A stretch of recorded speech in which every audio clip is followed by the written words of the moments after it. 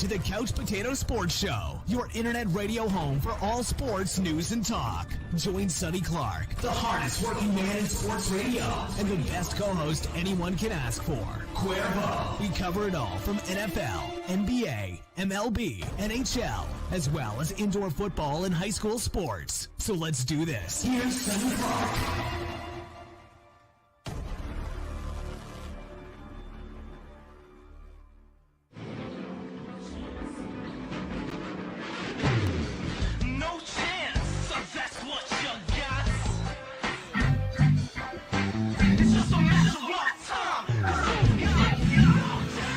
All right, everybody, welcome into the Couch Potato Sports Show. It is me, Sonny Clark, the hardest working man in sports radio, as we are here on our Sunday tradition that has continued on into our 13th season.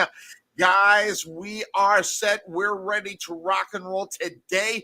Big show for us as we're about ready to take a look at the NFC and the AFC North on our two-a-days here today. So exciting to be here today, exciting to be ready to rock and roll with this, because this is the division of Cuervo's team. Yes, the Chicago Bears in the NFC North.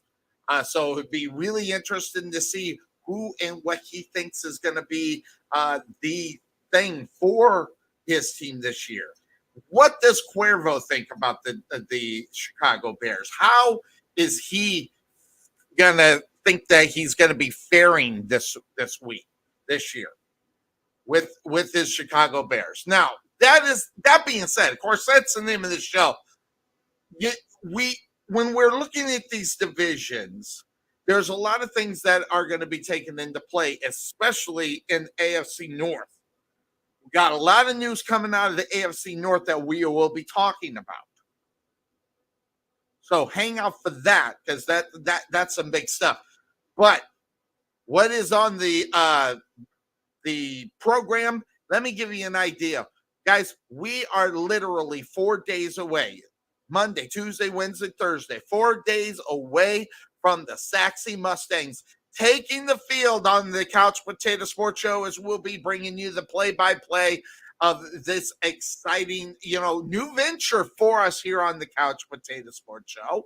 As we've been doing the Rowlett Eagles for years, had a 2-year sabbatical away from being in the booth. And guys, I'm telling you, it hasn't been easy to be able to come and not be in the booth.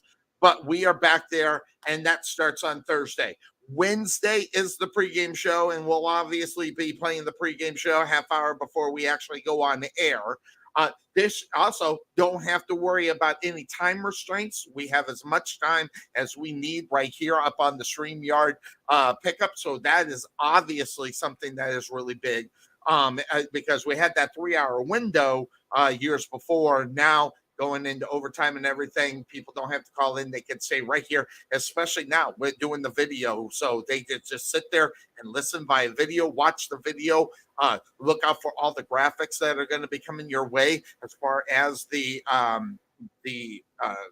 Saxy Mustangs and our production. So real excited about that, as we are looking forward to that. 4 days away. It's been a long 3 months to get to this spot to be ready for that. So I'm excited about that and where we're going to be going with that. But guys, lots of things that we're going to be talking about. Obviously, we're going to be talking about the AFC and the NFC North. That's part of what we do. But what we're going to also be doing is talking about some other things. Now, I'm not sure where Cuervo is, and that's interesting because Cuervo said he was going to be here at the start of the show, and I actually kind of laughed a little bit. And I think he might have taken offense. I don't know. So maybe he won't be here at the top of the hour like we kind of thought he may end up down here. But so I'm going to get a message to him and let him know, hey, I thought you were going to be here at the top of the hour. So I'll bring that to his attention as far as that is concerned going there. So, guys, also, just to let you know, as far as what we will be doing, this next week. Next week is the NFC and the AFC West. Very interesting divisions of football. Lots of changes going on from pretty much day to day to day as far as what's coming our way that way. So that will be interesting for everybody that keeps track of that division. Lots of teams in there that with lots of people that love those teams over there. So interestingly enough, it is what it is. And so that being said, that's next week. Not sure what time we're going to be on that. I'll find out from Cuervo when is the best time for that.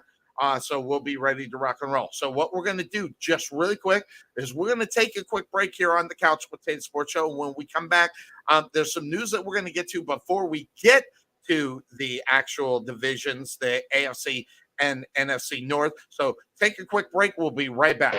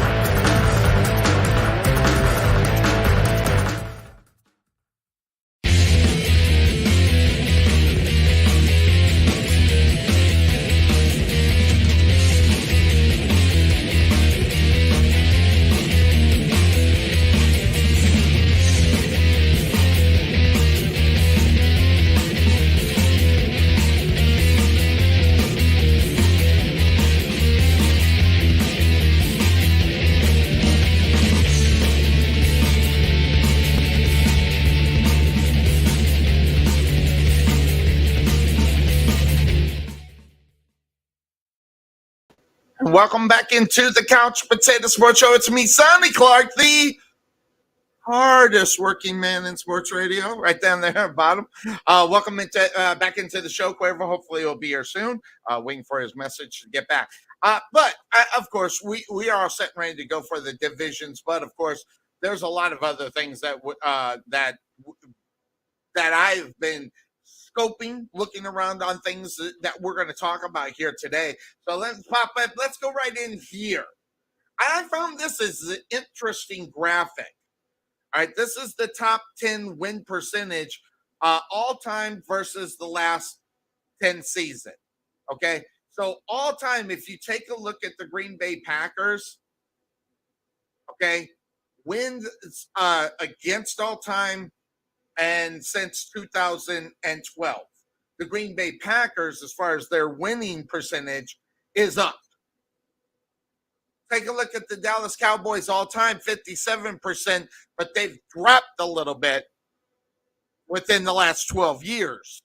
Dropped down to 55.9%, obviously 56%.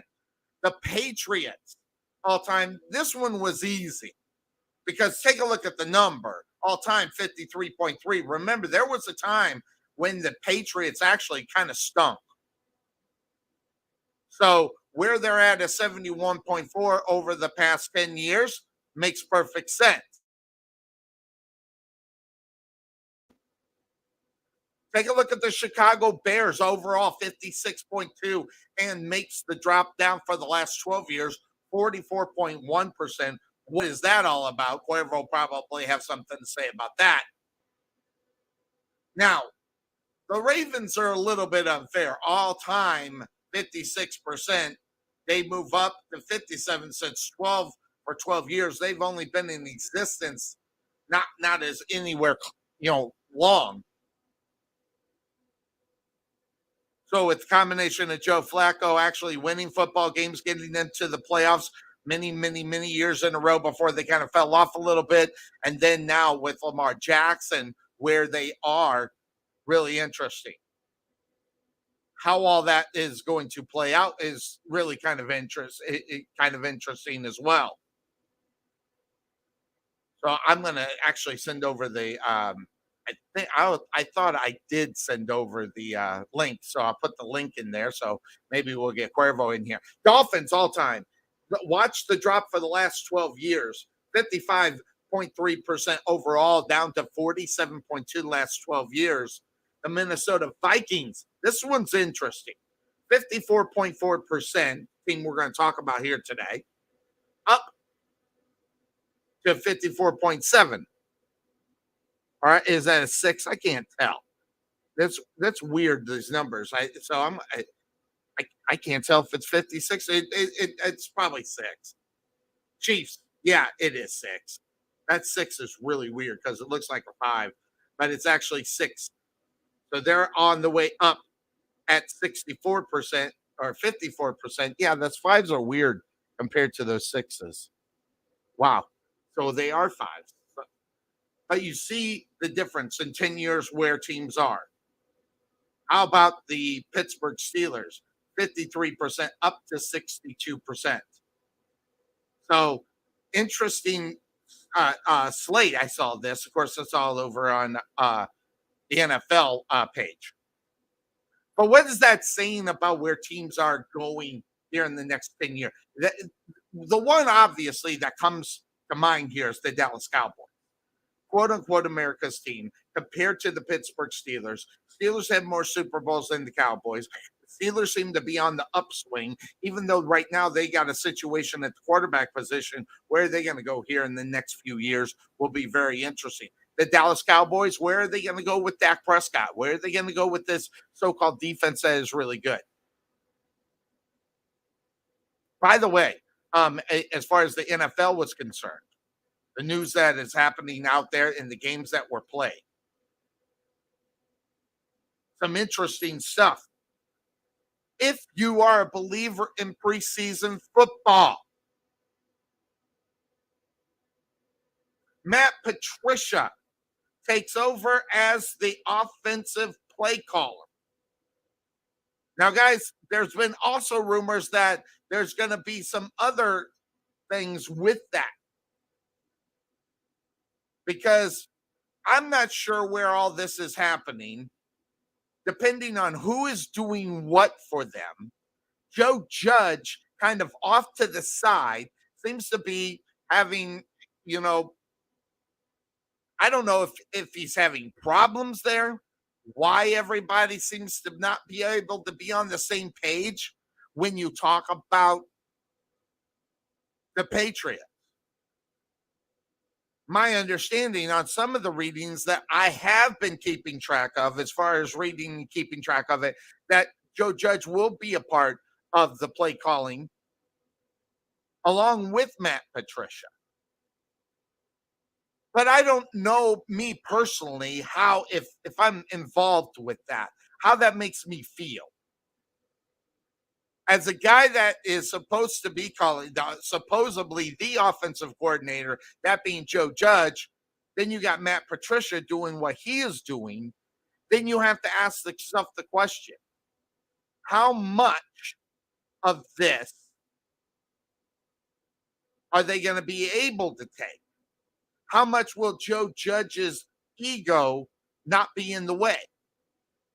And you can say whatever you want about who and where guys are. When you talk about their job and what they've got to do, the egos will get in the way. And it doesn't necessarily mean anything per se on whether or not someone can handle the job or will do the job. That's all speculation until you really get to week number 1 of the NFL. How and why a team will do what they do when they do it will be a really big question, especially regarding Bill Belichick. You never know what this guy is going to do. This guy is so unpredictable, which probably is the reason why it makes them a great coach. But Matt Patricia being involved on the offensive side of the ball, I find very interesting. Now, I've seen this before on certain times where the defensive coordinator turns into the offensive coordinator after being the defensive coordinator for a long time, because they know what should be running well against the defense and things of that sort. I've seen that a couple of times in the NFL. Now, whether or not that's going to be successful for one Patriots football team is always going to be the question. So, of course, I want to get a different opinion on that. Let's just bring him on in. Oh, you didn't know? Your ass better call somebody.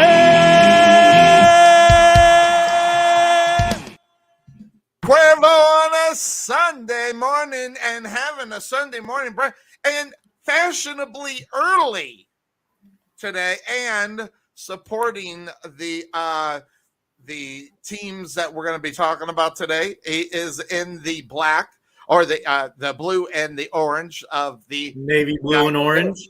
How you doing? I'm doing great, Sonny. We're talking about two of the best divisions in the NFL today. Oh, is that right? Two of my favorite. Okay, all right. Okay, I was going to say two of your best. Really? Maybe I missed something along the way. So, but hey, I want to roll really quick, and I don't know how much you've heard or seen.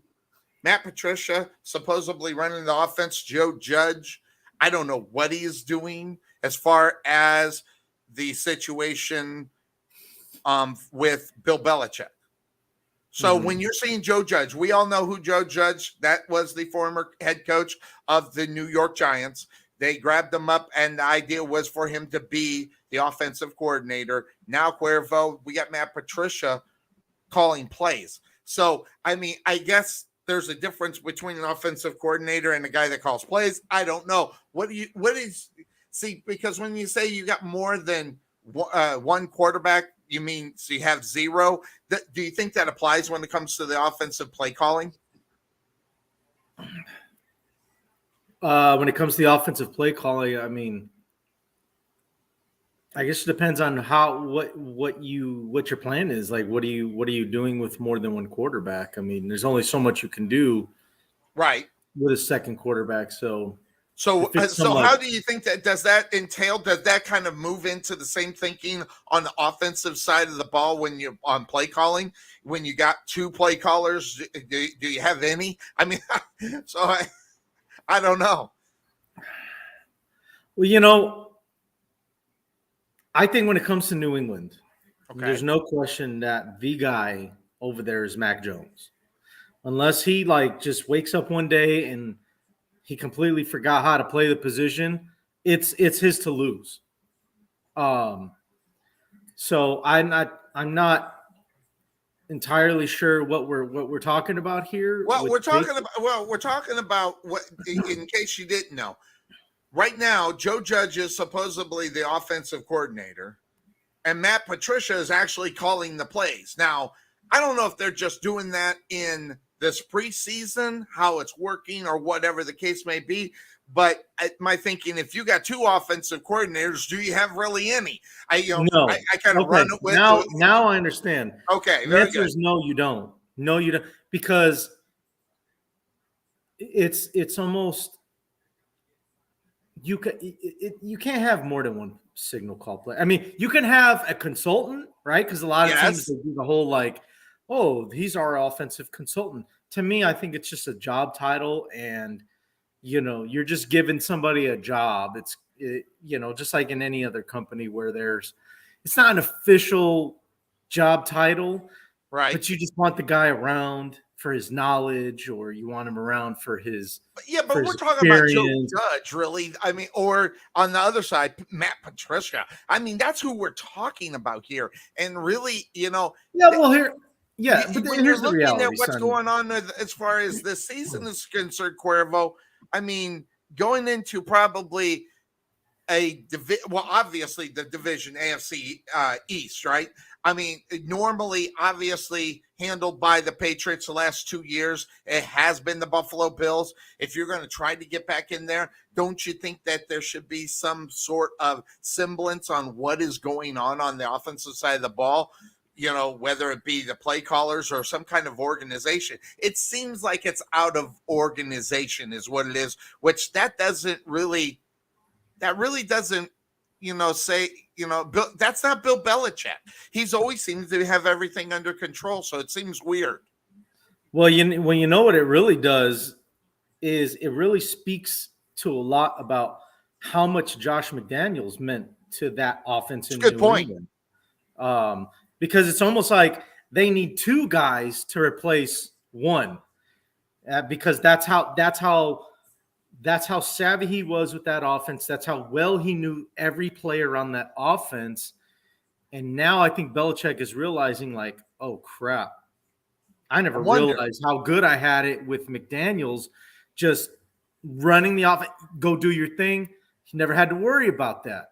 Now that McDaniels is gone, holy crap, these guys ain't got it together. Like, oh, what am I going to do? Yep. And Belichick he's got some decisions to make. I think by the time the season starts, Sonny, we're gonna find out who is the official offensive coordinator, and the other guy is just going to be like a consultant of some sort, or play calling assistant, or one of them ridiculous, silly, fake, stupid names positions that coaches use to have guys around. Got it.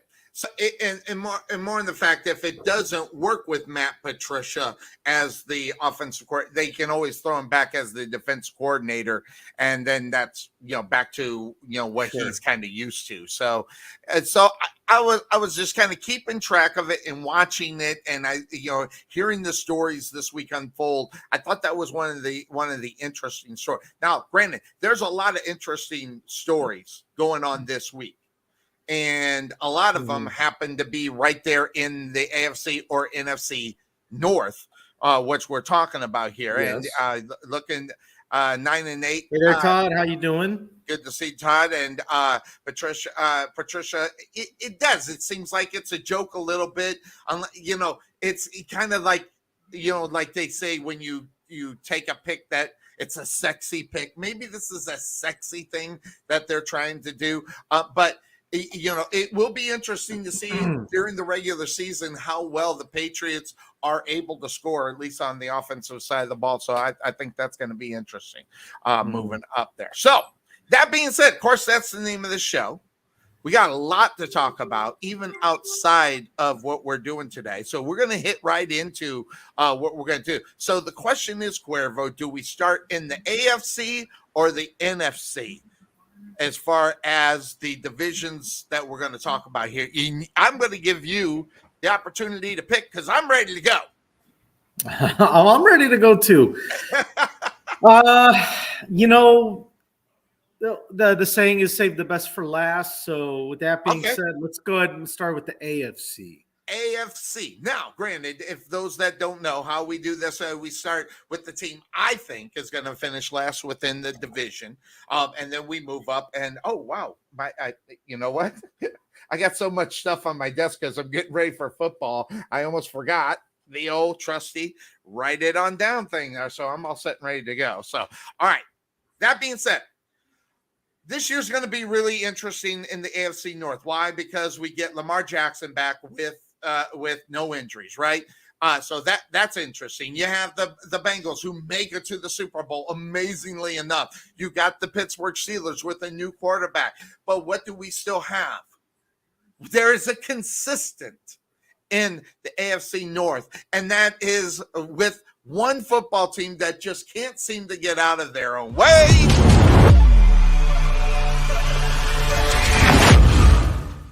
Cleveland Browns. Yes, I have Cleveland and last in this division. And why wouldn't anybody? Especially now, all the things that have come down here lately, Cuervo, obviously, the news that has fallen down, which really shouldn't surprise anybody, but here it is, the suspension that is going down, 11-game suspension and a $5 million fine. So the big question as far as the Cleveland Browns are concerned, without question, is obviously what is this football team going to do in reality when it comes to, your quarterback position? Well, Jacoby Brissett seems to be the thing that's going on. Cuervo, this is nothing new for Cleveland. nothing new for Cleveland Brown fans to know about regarding this football team. Any great big surprise that maybe I would have the Cleveland Browns in last place but you lose Baker Mayfield, and then all of a sudden all hell is breaking loose. It was bad enough with them there, but now it's even worse. Yeah, well, it's worse now because, the thing is, we know about Jacoby Brissett. We know you kind of know what you're getting with Brissett, and it's not much, right? Because exactly. That's what I do. Matter of fact, we're talking about the Cleveland Browns. They're on right now on NFL Network. If you have that channel and you're interested in watching, I just have it on as background noise. Philadelphia is winning this game right now, 7-0. Doesn't matter, yeah. The reason I bring it up, Sonny, is because Jacoby Brissett is not playing. He did not start this game. They've got the Tennessee guy, Josh Dobbs, in at quarterback. So I'm kind of like just watching to see how he does and whatnot, because I would just want to see. But and it looks like down to the 5. All right, good job, Dobbs. But you know what? The thing is, if Dobbs shows enough in these last 2 games to where Stefanski's thinking, man, do we have something here with Dobbs? and so that creates even more confusion and indecisiveness. And that's why I think we both feel that the Cleveland Browns are just not going to have a good season. Feels like it's the Browns that we're used to seeing, and that they're going to finish last. Right. So that's why they're finishing last, because it feels like the same old Browns. Feels like they're reverting back to their old ways, kind of like same old story, kind of. Like somebody that has a relapse or something like that, where they go back to their old habits, their old ways, and that's what it feels like it is with the Cleveland Browns, where they make bad choices. They make the trade to get Amari Cooper. Okay, great, you got you a top receiver. You re-signed Jadeveon Clowney. Myles Garrett is still there. So you got the pass rush that you need. You think they've changed their mind about how great they feel about this football team, Cuervo? Because going into it, man, they were ready to rock and roll with one Deshaun Watson. Now they don't have him for 11 games. I think that despite what happened last year and the way that the season went for the Browns, I think going into this year, had the only move they made was the trade for Amari Cooper, I think we'd be talking much different about the Cleveland Browns. Could be. But then, what did they do? Cleveland, feeling the pressure to compete with Baltimore and Cincinnati. They make the big splash trade, the trade that was risky for any team to make. And they go and they make it. And not only do they make it, but they also do something that no NFL franchise has ever done before. Right. Giving a quarterback a fully guaranteed contract. Right. With a guy that's pending a possible suspension. And now here we are. It's 11 games. It's $5 million. The money's nothing, but the games are everything. So, right. It's just, Sonny. I think if they would have just never touched that whole Deshaun Watson situation, we'd be talking about the Browns, possibly a wild card team, maybe. Yep. In other words, they place within this division. Yeah, look, strong running game. I think the defense has come together. And then you add Amari Cooper to the mix. Right. With Baker Mayfield.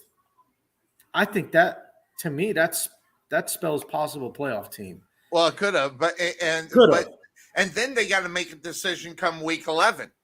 Do you bring Deshaun Watson in as the starter? Well, if they're having success, I think you have. Obviously, you do with the money that you do it. But look at the week he comes back. How about this? Deshaun Watson first game back, Wow. Do you think maybe they set this up? Coincidence. Wow. Maybe 11 games instead of 12.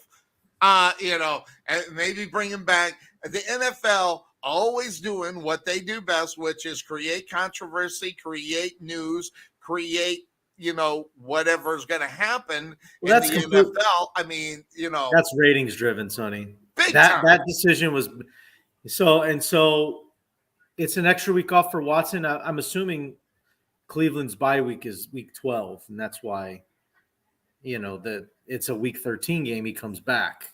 You're right. So, but yeah, what a coincidence, right? His Big first time. time back is it, and I wonder if it's going to be a national TV game.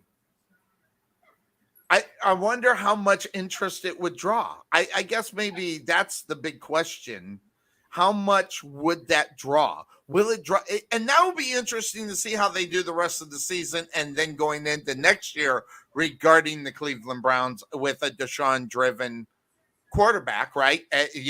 Will they end up putting them in prime time and things of that sort? I think that's going to be really big as far as where they are.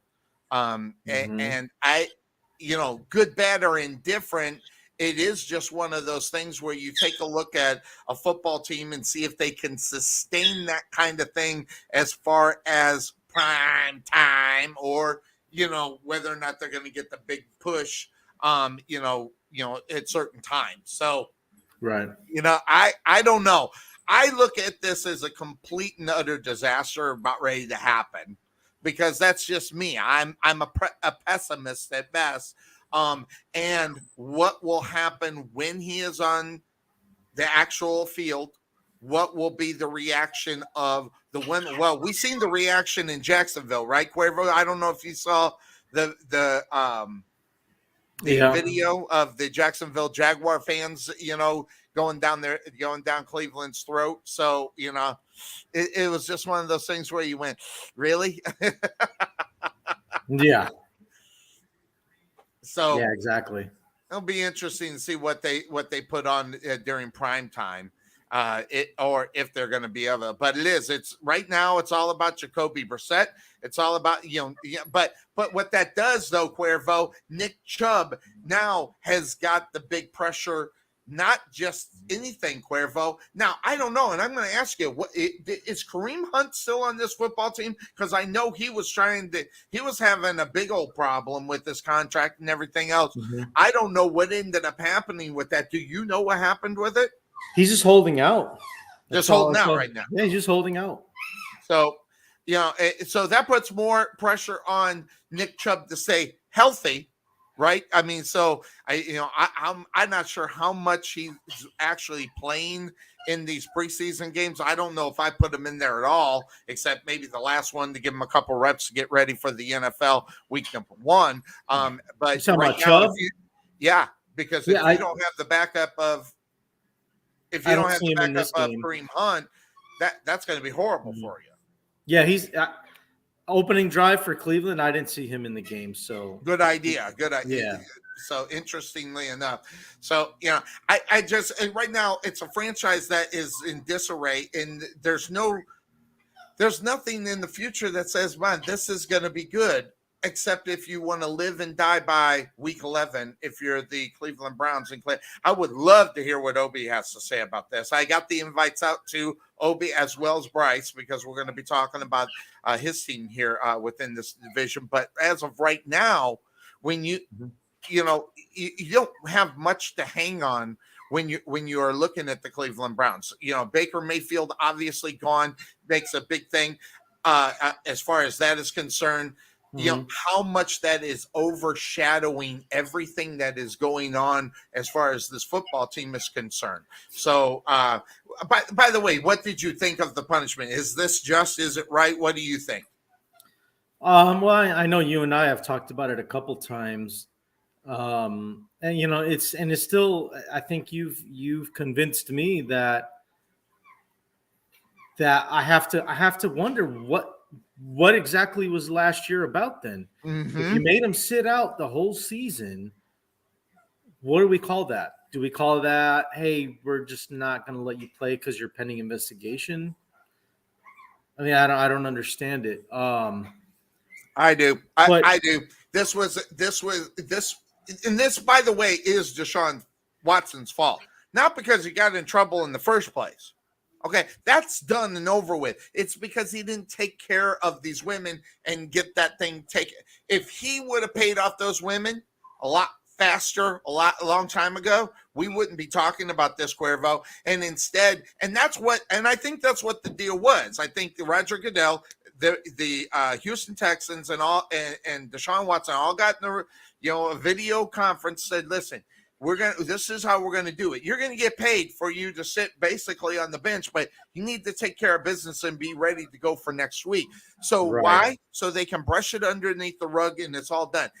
But this was Deshaun Watson deciding to say, no, I'm going to stand on my innocence. And that is what has ended up happening, Cuervo, is Roger Goodell's pissed. Okay, he pissed off Roger Goodell not getting this done. And you can't for 2 seconds convince me that this deal was not in place and everything would have been fine. But now Roger Goodell says, well, look, you're making us look like idiots here. All right, so now guess what? We're going to take it out on you. And I think that's what's going on here. I can't, for the life of me, cannot understand why they would be going after him. Now, if he would have took care of those women a long time ago, that was great. And another thing that really comes to light is not more than 3 weeks ago, the Houston Texans paid off not 26 women, but 30 women. So, which tells you there's more going on here. And I think what the deal is Roger Goodell's pissed. Yeah, and I understand. So basically you're saying that last year wasn't a suspension.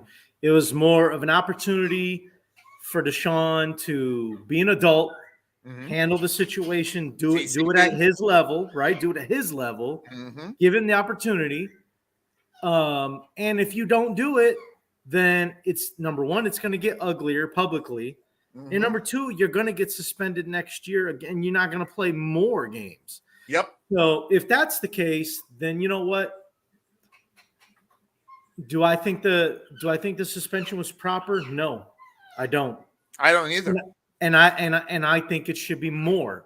Because I do too. Because what you're saying right now, if last year was not any type of suspension, what you're saying, and people can get annoyed all they want. I'm going to say it until I'm blue in the face. What you're telling people is that it is worse to bet on your own football team than it is to have 30 massage therapists that have a problem with the way you did it. Yeah, that do more than just a massage for you. It's keeping it real. It's better to do that than to bet $1,500 and gamble on your own team to win. Yes. It's not like Pete Rose, where I think, correct me if I'm wrong, Sonny, he was betting against his team at times. No. Well, at least if you believe what Pete says in some of the background, there was no evidence that he was actually betting against his team. So that okay. So but either way, quote unquote, where the evidence is, that's a good point too, Cuervo. Where's the evidence as far as that's concerned? But it's still, you're right, because we're not going to see Calvin Ridley. Yeah, Ridley. We're not going to see him all year long because of betting on it. And guys, yes, maybe it is a conspiracy.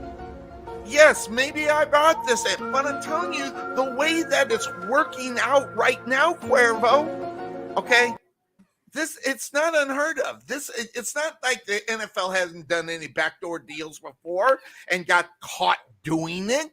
That's happened many times. I can't off the top of my head remember, but if I did my research, I can find many times where they were just trying to scoot along, trying to get it, swept underneath the carpet and everything's all done. And they weren't successful. That's what happened here.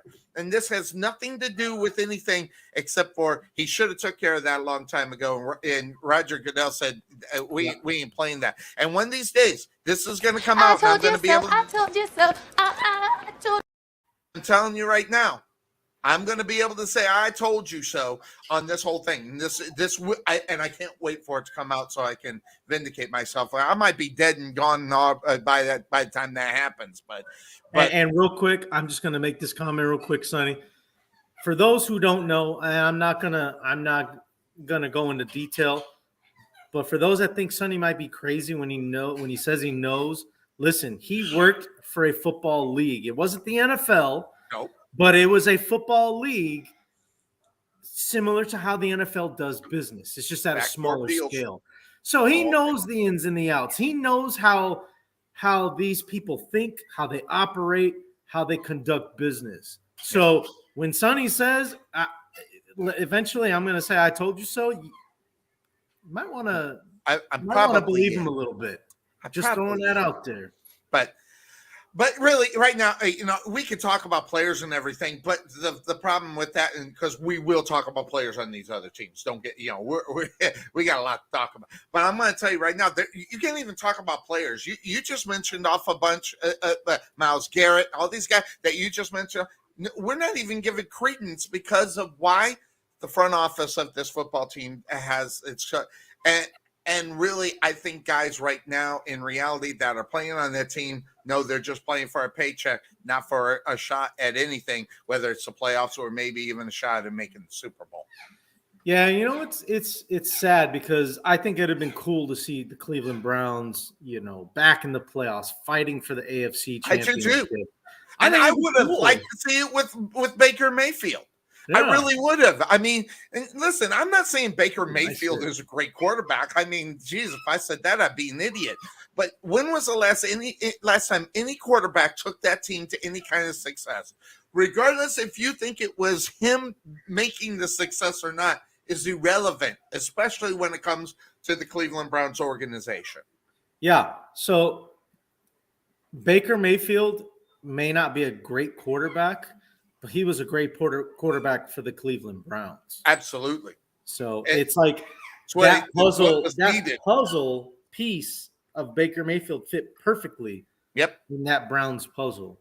And they decided to trade that piece away, because they thought it had a better piece. So you and me both, as far as the North is concerned, we both have the Cleveland Browns in last place. I don't think anybody who does things like this has Cleveland any higher. And if they would, I want to know what they're smoking. Pass it this way. Sonny I might need a hit. Hell, I don't want none of that. I'm frying my brain cells. Fry your brain cells. So that's who we got last in this division. It's a organization that is completely lost. So that leaves three teams. I mean, three teams within the AFC. I mean, normally we're talking about these three teams maybe going to the playoffs. We're definitely talking about two, but one just made the Super Bowl.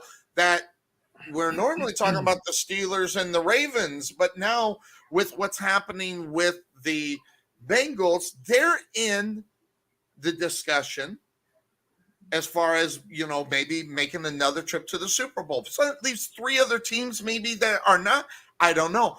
But there's a team right now that is now going to have to do what they say, Cuervo. Got to struggle in order to be good. And we all know who I'm talking about now.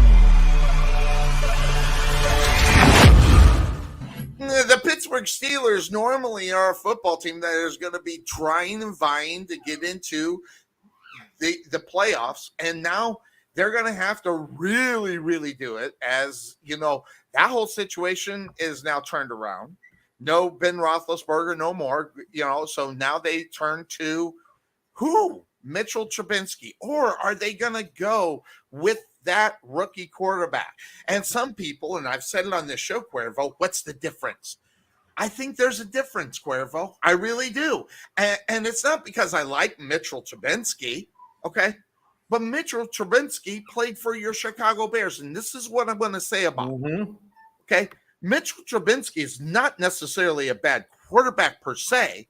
Okay, he didn't play a lot, obviously, last year, backing up, Josh Allen in Buffalo.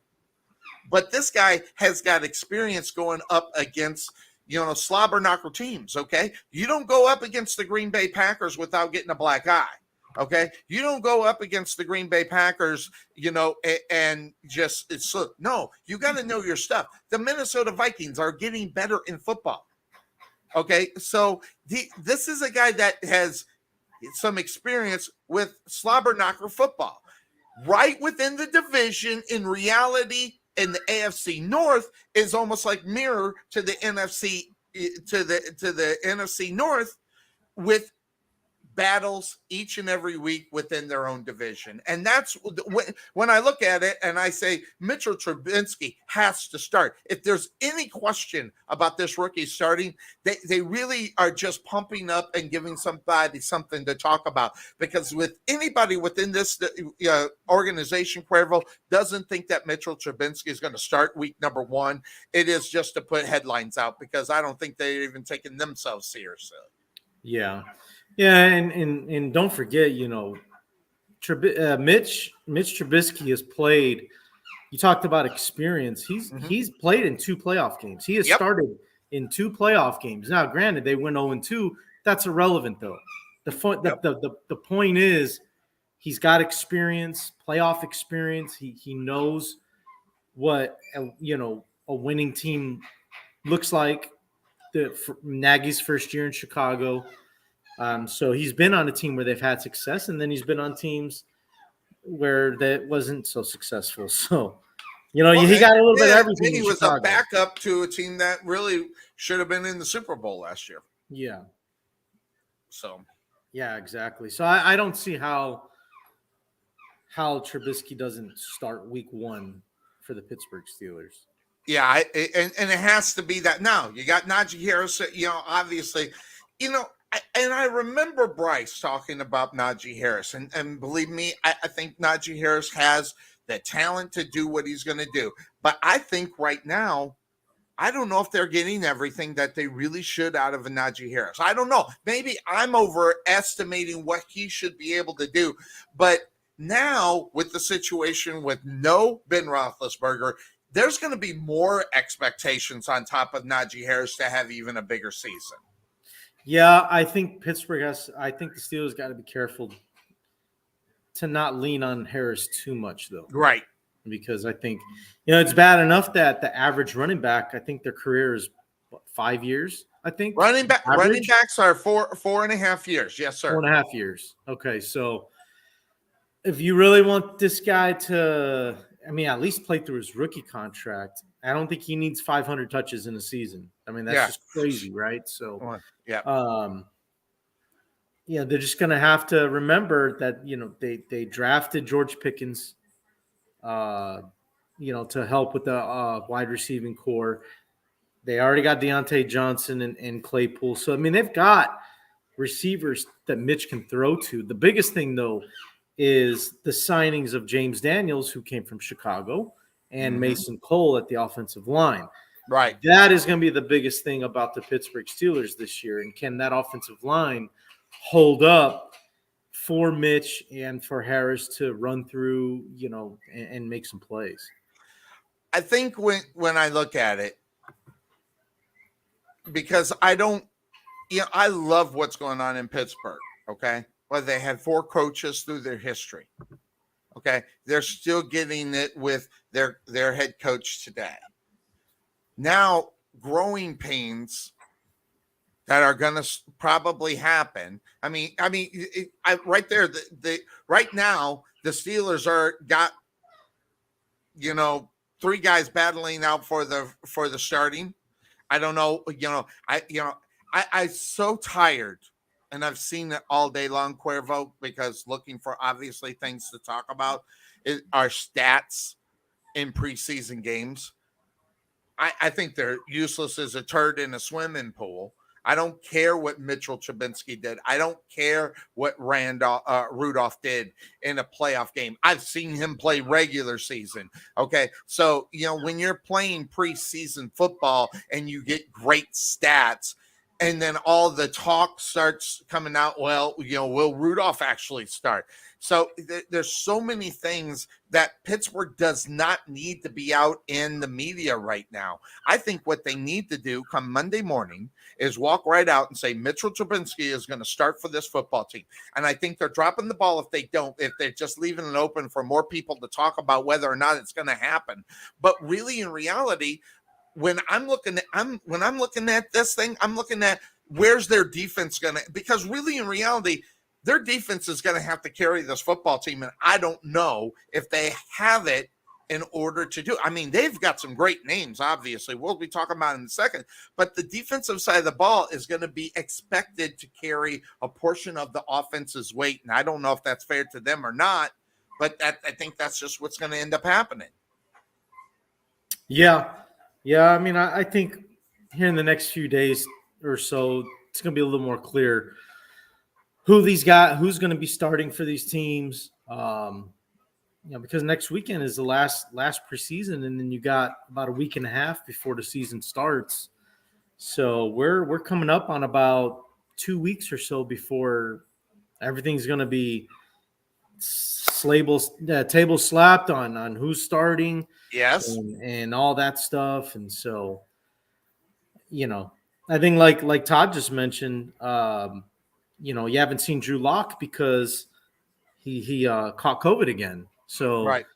I know, but I've heard too that some people believe that Geno Smith may still have a shot at that starting job. I have too. I've heard, as a matter of fact, I've heard so much of that. I'm just like, how anybody is. I just don't see where, who's going to start up there. We'll talk about that next week because we are on the AFC and NFC West next week. And we should know a lot more come next week about who's going there. But I will say this straight out, neither one of them are worth a damn. And they need to do something at the quarterback position. But also the problem with Seattle, and we can talk about it all day long, but it is an issue. This is a football team in the process of being sold, Cuervo. So whether or not they win this year or what they do, I think it's really irrelevant. That's going to be happening up in Seattle. So whoever starts, whether it's Geno Smith or whatever, or Drew Lock, I don't see him making a play for a quarterback here in the next few weeks going into the season, whether it's Jimmy G or whatever. Of course, Jimmy G would be the best thing up there, but I don't think 49ers would let him go up north. So, that's another thing to keep in line as we're moving closer to the season. Yep, exactly. So yeah. So I don't know.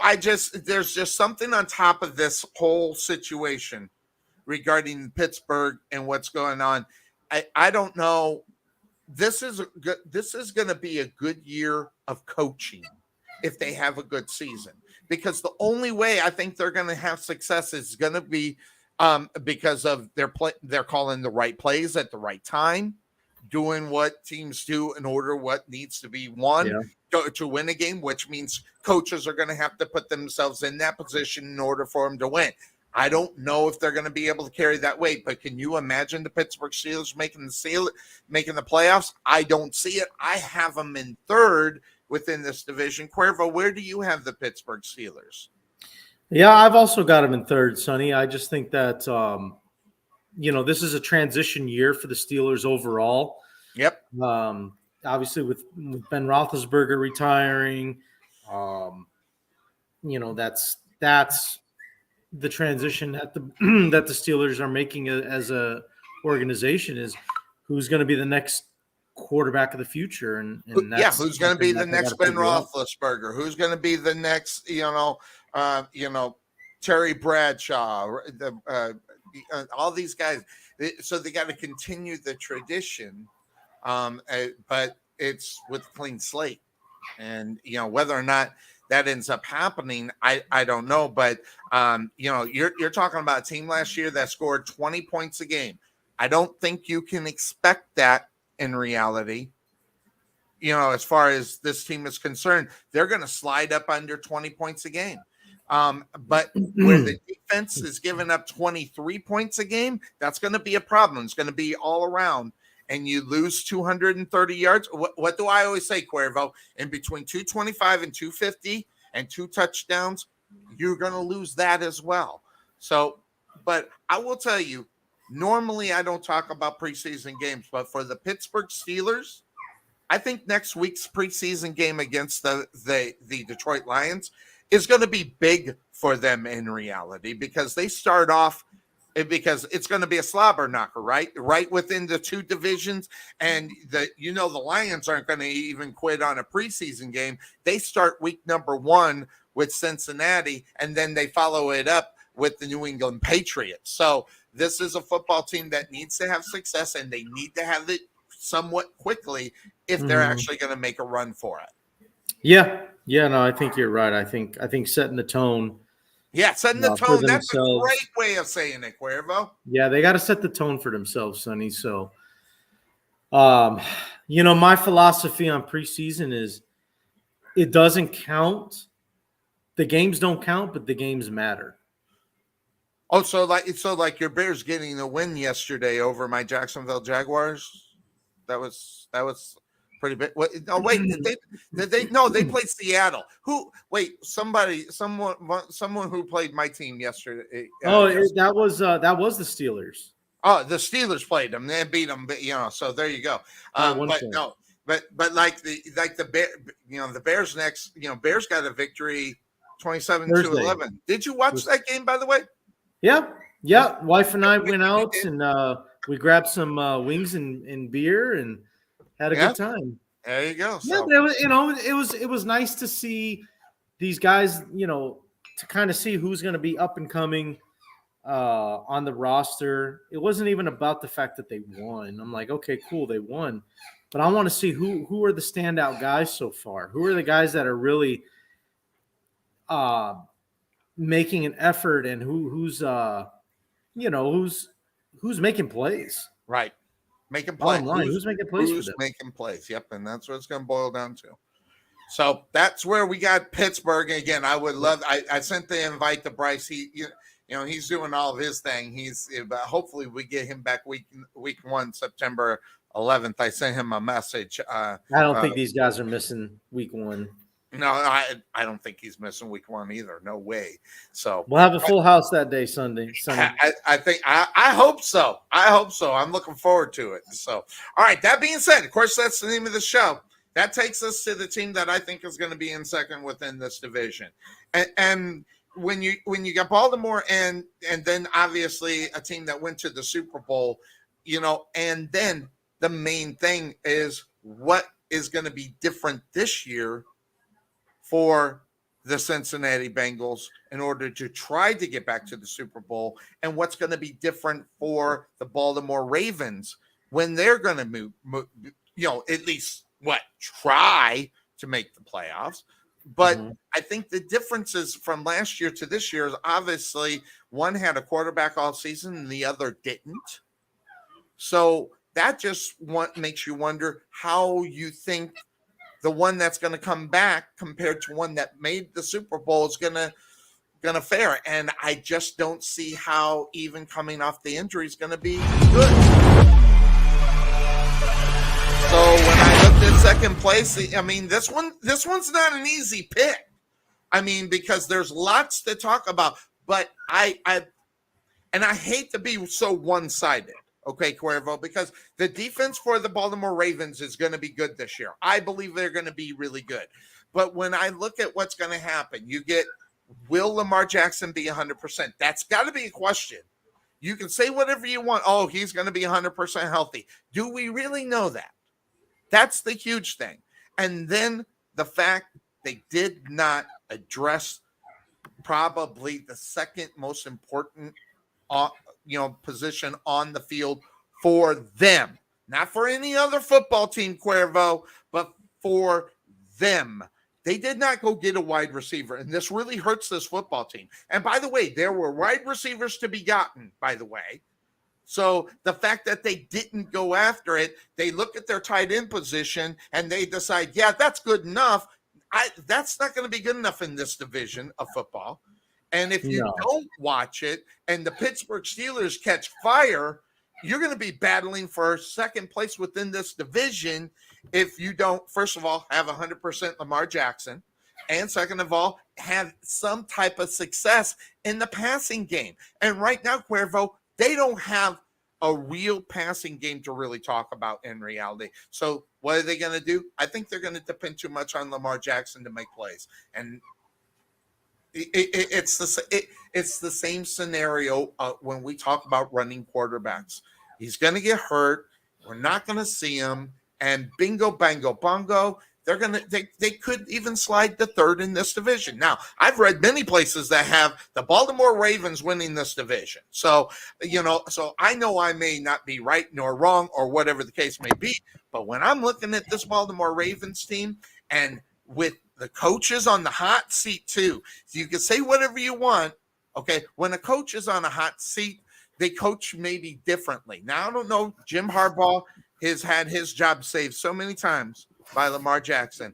If they don't have a good season, they don't make a good run in the playoffs. I'm not even saying making the Super Bowl, Cuervo, but they've got to have a good run in the playoffs, I think, in order for Jim Harbaugh to keep his job. Yeah, it's going to be another one of those years where the Ravens, they got to survive. Yeah, got to survive. That's a good way of saying it. Yeah, and in a lot of different ways. Does Lamar stay healthy? Mm-hmm. Does John Harbaugh finish the year as the head coach? I doubt he'll get mid-season. He'll get fired. Is there always that possibility? Yeah, that is possible for anyone. But when I think about the Ravens, you talked about the wide receiving core, Sonny. Not only did they fail to add anybody, they got rid of somebody. So the little bit that they had, they let that go too. Absolutely. And so I think they've got a lot of faith in some of these young guys that they have. And I can't think of their names right now. But yeah, but the guys that they have, they've got a lot of faith in those young cats. But that's my point. Should they be? I mean, you can have faith all you want. You can win all the preseason, by the way, undefeated, blah, blah, blah, longest record, blah. I can care less about preseason. I don't care if you never lose a preseason game. You know the difference between week number 4 of the preseason to week number 1 are totally different monsters going into this thing. So, I don't know. Maybe to me, when I look at that and I hear all these stories, I hear all the analysis and everybody talking about what they should do, when they should do, why they should do, I still move away from the fact that we don't get Lamar Jackson on a consistent level throwing for 225 yards and 2 touchdowns a game. We get him at 175, 180, and maybe 1 or 2, and then running 2 in. And I just don't think that really equates to NFL football as we know it and has been proven to be part of the game. And look at the 2 teams that made the Super Bowl last year. What type of quarterback did they have? They have pocket passing quarterbacks. Teams that make it very far in the playoffs are teams that have pocket passing quarterbacks. All these things you can sit and talk about. And still Lamar Jackson gets talked about like he's going to be the one to break that barrier, and I don't see it. And then later on today, the Ravens take on, if I'm not mistaken, they take on the Arizona Cardinals, 2 of the type of running backs that, really are not atypical quarterbacks, and that type of quarterback trying to change the way you are correct, Sonny. Huh? Ravens and Cardinals today. Ravens and Cardinals tonight. And these are the 2 types of quarterbacks that are supposedly the ones that are going to take over this, take over the NFL. So, but up on top of that, I do like the tight end position. You can say whatever you want about Andrews. That guy's a stud. But I think what's going to happen here is the same. The defense is going to have to carry a little bit of the offense, because when you're looking at the numbers and you see only 22 points being scored, obviously that has a lot to do with what's going on as far as Lamar Jackson not being in the game, because I think he's going to get I think they're going to be a situation where he's going to get three touchdowns, and he's going to need a fourth to win a game. And I don't know if we're going to end up seeing that or not. Yeah, I don't know either, Sonny. I mean, there's a lot of question marks with this Ravens team. A lot of them. Now what I will say about them though is that I think they killed it in the draft. Yes, they did outstanding in the draft. Well, they focus mostly on the defense. Yeah, defense, and they also they were able to get them the best center in the draft in Lindenbaum or Linderbaum, however you say it.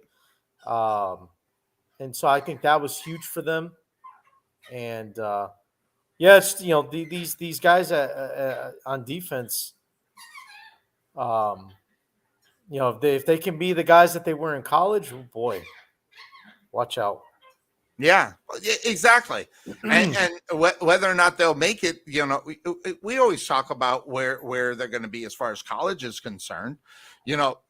That's always nice to be able to have your guy be able to do what he needs to do coming out of college and start that week one and have that direct impact. Listen, 80% of the time, you're not going to get direct impact and get in right away, and it's going to work.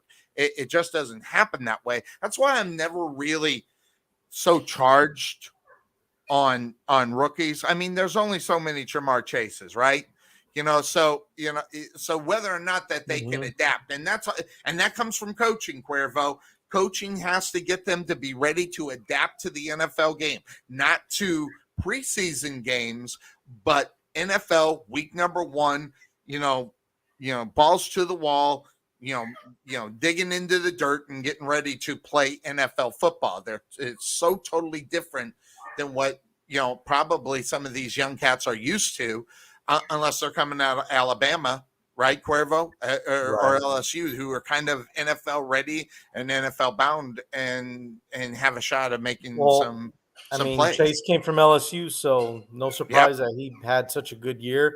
Justin Jefferson's another guy from LSU. Yes. I mean, that's just LSU and Bama. That's what they do. They produce NFL ready guys, and the proof is there. That's huge when you can get the NFL guys. The ones that make a difference, the one that come out on the football field that help your football team win.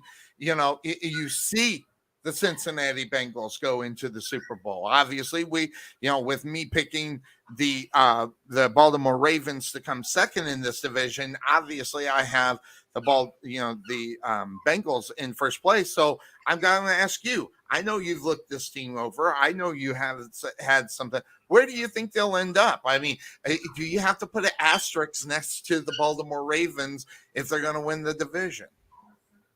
I don't. Yeah.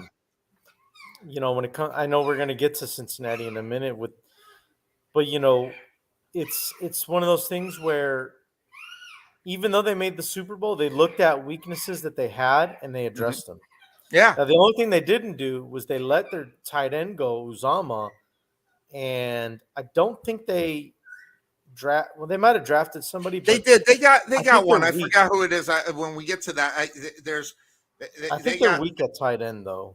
Yeah. Well, once you lose that guy, whoever you're going to bring in has got to be able to. I don't think he's as good. I got the name here when we get over there, but yeah. Interestingly enough, I think that's going to be.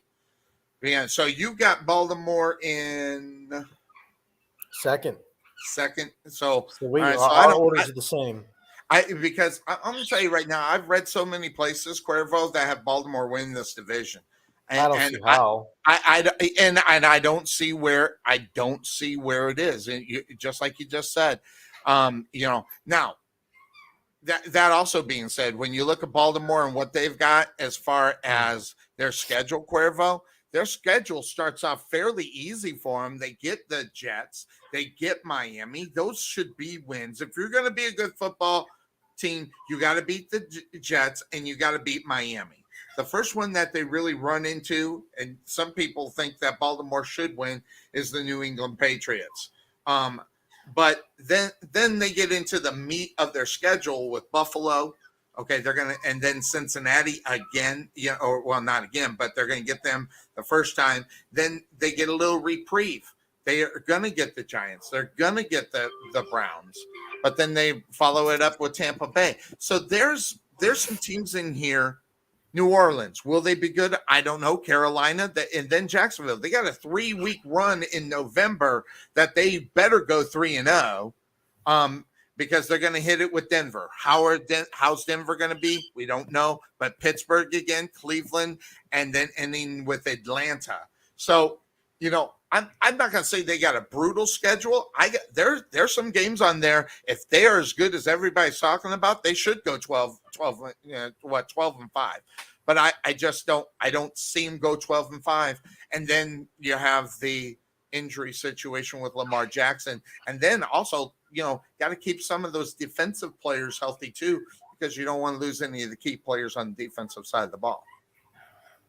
No, they can't afford to lose anybody on defense. Exactly. I mean, they got like a skeleton crew. Although their starters are awesome, they got to keep them going. So that being said, of course, that's the name of the show. That means there's only one more team to talk about.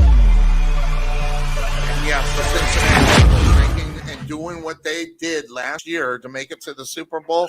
I didn't expect it. We didn't expect it. We didn't talk about the Bengals making very far. If the Super Bowl, if they weren't going to finish last within the division, I had them at third. So that being said, we're talking about a totally different football team, than years past. You got Jamar Chase. You got, Joe Burrow obviously showing that he is the real deal. We talk about real deals. The guy in San Diego is another one where we think these guys are the Herbert, the real deals coming into it. And I will tell you straight out, I looked at this where their problems were in reality that cost them the Super Bowl was actually on the defensive side of the ball, and the secondary giving up obviously the big play to make the Super Bowl loss. So this is a football team that's got to step up defensively, and the question is, do you think they will? Defensively, because I don't think they're gonna have a problem offensively, Cuervo. I mean, I think they kind of go back to where they were, and so I think the offense. But if the offense is going to have to score more than 28 points a game, that might be a problem in reality because of the defense. And you don't want you want to be able to score 28 points, but win 28-14. 28-21. You want to win by 7, and that's got to be a goal of everybody in reality. I hate to say the obvious, slap you with the obvious here. You want to win. You want to win by at least 7. This team is capable of blowing football teams out, but that defense giving up points and giving them up in bad places and bad times. That's going to be the big challenge for this football team. Well, yeah, the secondary I think was by far the worst part of their defense. Absolutely. I think they did a good job though by addressing that in the first round of the draft. Getting one of your Michigan guys, Daxton Hill. Yep. What is he, a safety? I think he's a safety. He's a safety. Yep. Yeah, so now I don't know if they're gonna keep him at safety, maybe possibly moving him to corner. I don't know if he's got enough speed for that, Cuervo, but he would have to improve on his speed. Yeah, either way, I mean, I think he's a good fit in Cincinnati, and that's just going to be the big thing is when you look at Cincinnati's schedule, you got to pay attention, especially to the teams that have elite number 1 receivers. Yep, those are going to be the teams that they struggle against. Right. Because of how weak their secondary is. How many of those teams are there? And those are the ones that they may not get victories over. Right. And right now, Joe Burrow he had his appendix taken out so it's not a big deal, guys. But coming back from it is a little bit. So he had that 3 weeks ago. So he should be ready to go week number 1. The fact that we're not seeing a lot of him, in the preseason, don't go absolutely ape crap. It's not a big deal. It just needs time to Oh, you heal mean like correctly. Tom Brady being gone for 2 weeks and people are going crazy? Tom Brady was gone for a quote unquote personal reason, more so than he had an appendectomy, and But by the way, reports are is that he is going to report on Monday, so that's for all those Yeah, everybody can about relax. Tom Brady Everybody just can said, calm "Screw it, down. I don't need to be doing this," is what he said. So you come back. I 2 know weeks what he later, was doing, Sonny. I I know what he was doing. I think everybody knows what he's doing. So, And there's so nothing wrong with it. oh, I don't think there's anything wrong with it. So Cincinnati, okay, last year they only gave up 22 points, okay, but the timing of the points are the big deal. Obviously, the big Super Bowl deal, about that one. But the regular season, but this guy's thrown for 282 yards a game, Cuervo. I mean, you got a football team that also rushes 100 yards a game. Listen, that is big stuff in reality too. So, and that's the Joe Mixon effects that's in there, so he's, along with another one. But Joe Mixon, obviously the guy that's going to be the head guy that they're going to be looking at to get yards and do what they need to do. So when I'm looking at this, I'm liking what I see from the Cincinnati Bengals. I no problem winning this division in reality, unless they have a major problem with an injury. And that comes from one of the top three of the wide receivers. You lose one of those, that's fine. You just don't want to lose Chase. Okay, they got two other ones that, listen, this is a football team that threw for over three players, got over 3,000 yards last year. Okay, so they got to pretty much keep that intact in order to get and do what they do. So Baltimore in second, Pittsburgh in third, and Cleveland in fourth. And you got the same route? I got the same one. Same route. So it should be an interesting deal. I mean, it'll all be for the other three teams. It'll all be who's healthy and who gets hot at the right part of the season, and if they're going to make the run, and that includes Pittsburgh. You never know. I mean, Mitchell Trubisky is not a great quarterback. But listen, if that defense can win some games for them, maybe they will be in the run for it, and you see what ends up happening. So that's the AFC North. So what do? We're going to take a quick break here on the Couch Potato Sports Show. We're going to go get some more water, refill, hit the head, and then do it. So we're going to do that. We'll take the quick break here on the Couch Potato Sports Show. When we come back, NFC North. We'll be right back. At Wesson General Contracting Incorporated, we're your one-stop shop for all your general contracting needs. We are locally owned and with over 20 years of experience, so roofing, gutters, sidings, fence staining, painting, foundation problems, or roof damage are no problems at all. Give us a call at 214-200-5588. That's 214-200-5588. Wesson General Contractors. The prospect of retirement can be exciting and scary at the same time. At Nest Egg Wealth Advisors, we have found many people either approaching or currently in retirement fail to truly maximize some of the benefits offered to them, primarily Social Security. What is it? How does it work? It's simply not a benefit that you start receiving at age 62. Because these decisions are so important, my firm has assembled an informational packet on Social Security. If you would like a complimentary copy of Social Security Maximization, please give our office a call today at 972-412-6064 or visit us on the web at nesteggadvice.com.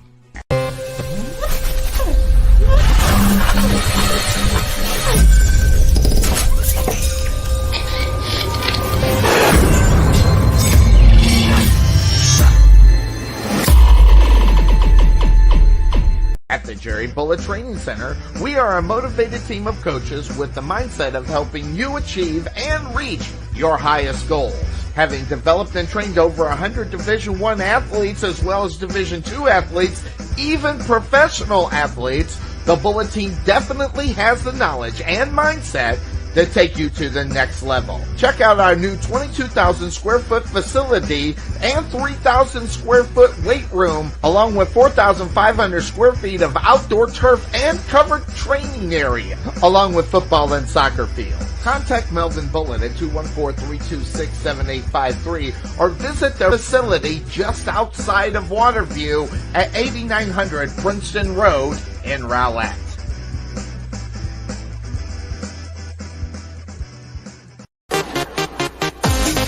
Being taken for a ride? Check out Costo Insurance, serving Texans since 1981. Bundle your home, auto, or business insurance and save a ton. Costo Insurance on the corner of Main Street and Rowlett Road, where we make insurance fun. Or check us out on the web at CostoInsurance.com, where we always have the coffee pot on. Yeah, but is it fresh?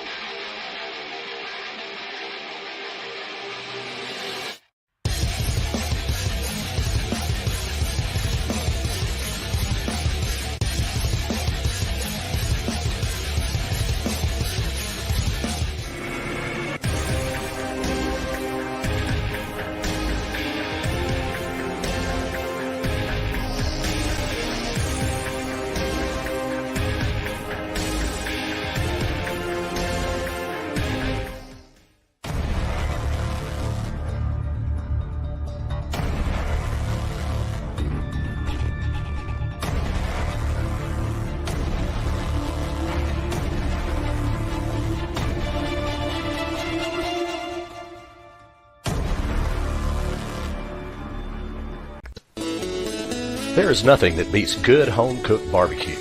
Since 1941, Dickey's Barbecue has done all the cooking and you take all the credit. Come see us today at our Rowlett location, 5701 President George Bush Turnpike, Suite 110 in the Target Shopping Center. Whether you want to eat in or take it home, we will fix you up. For lip-smacking, rib-tickling, knee-slapping, foot-stomping, great tasting barbecue, come see us at Dickey's Barbecue today.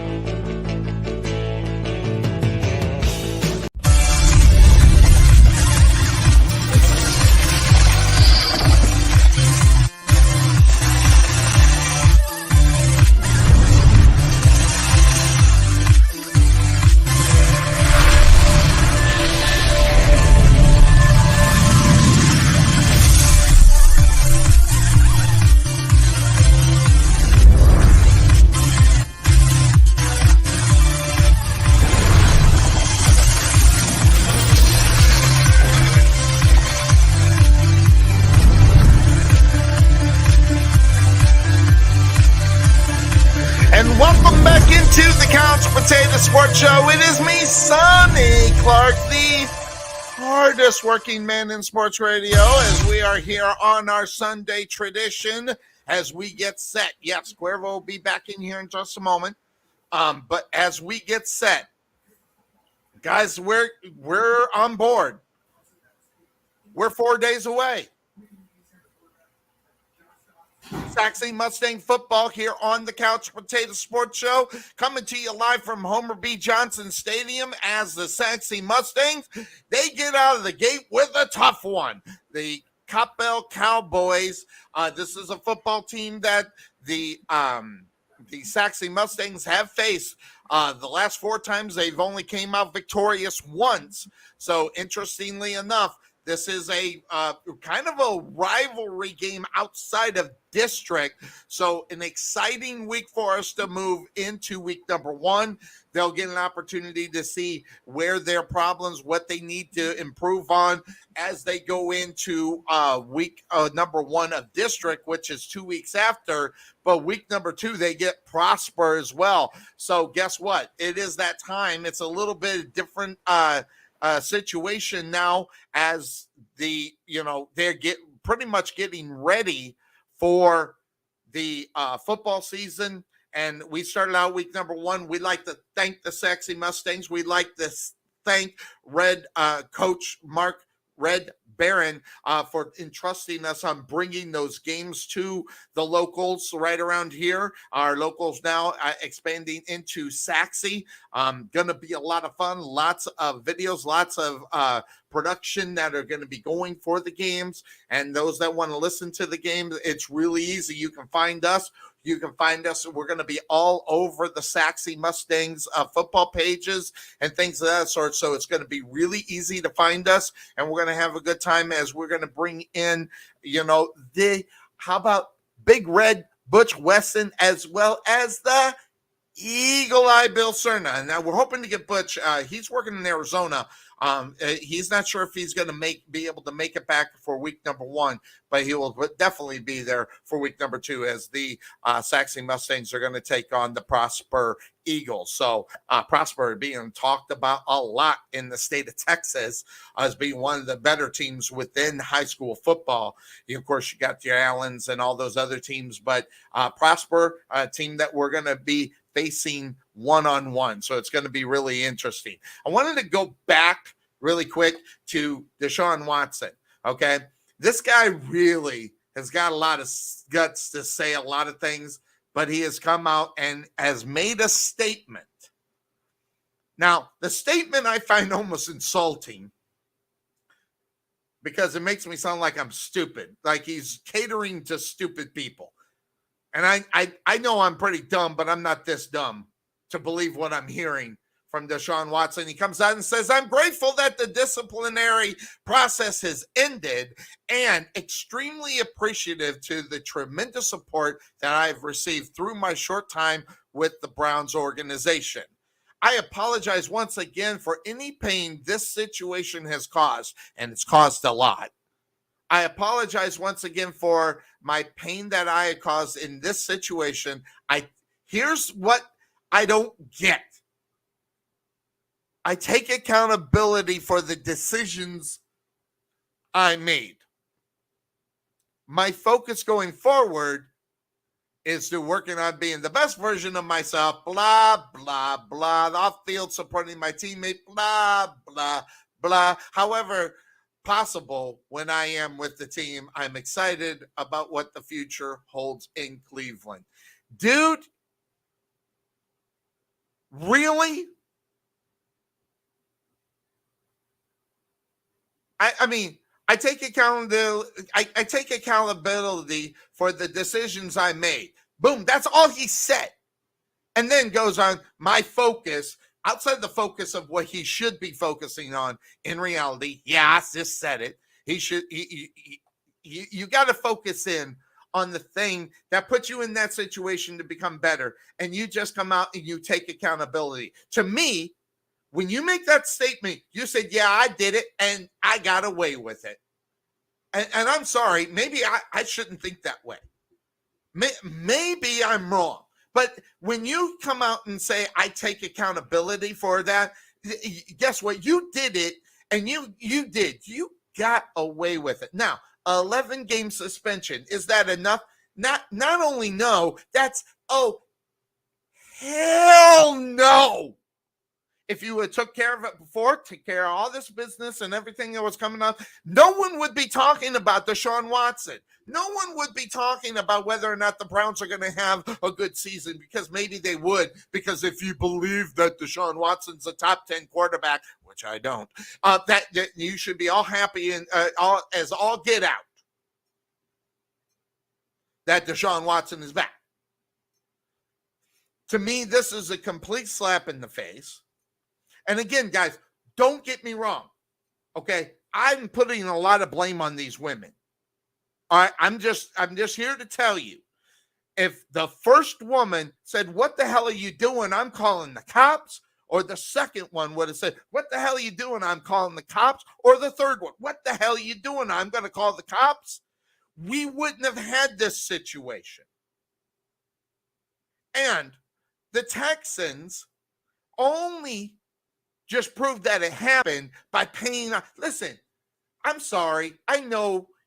Listen, I watch enough cop shows. I watch enough court dramas to realize, you're paying people off and doing the quote unquote confidentiality. There's a confidentiality for a freaking reason.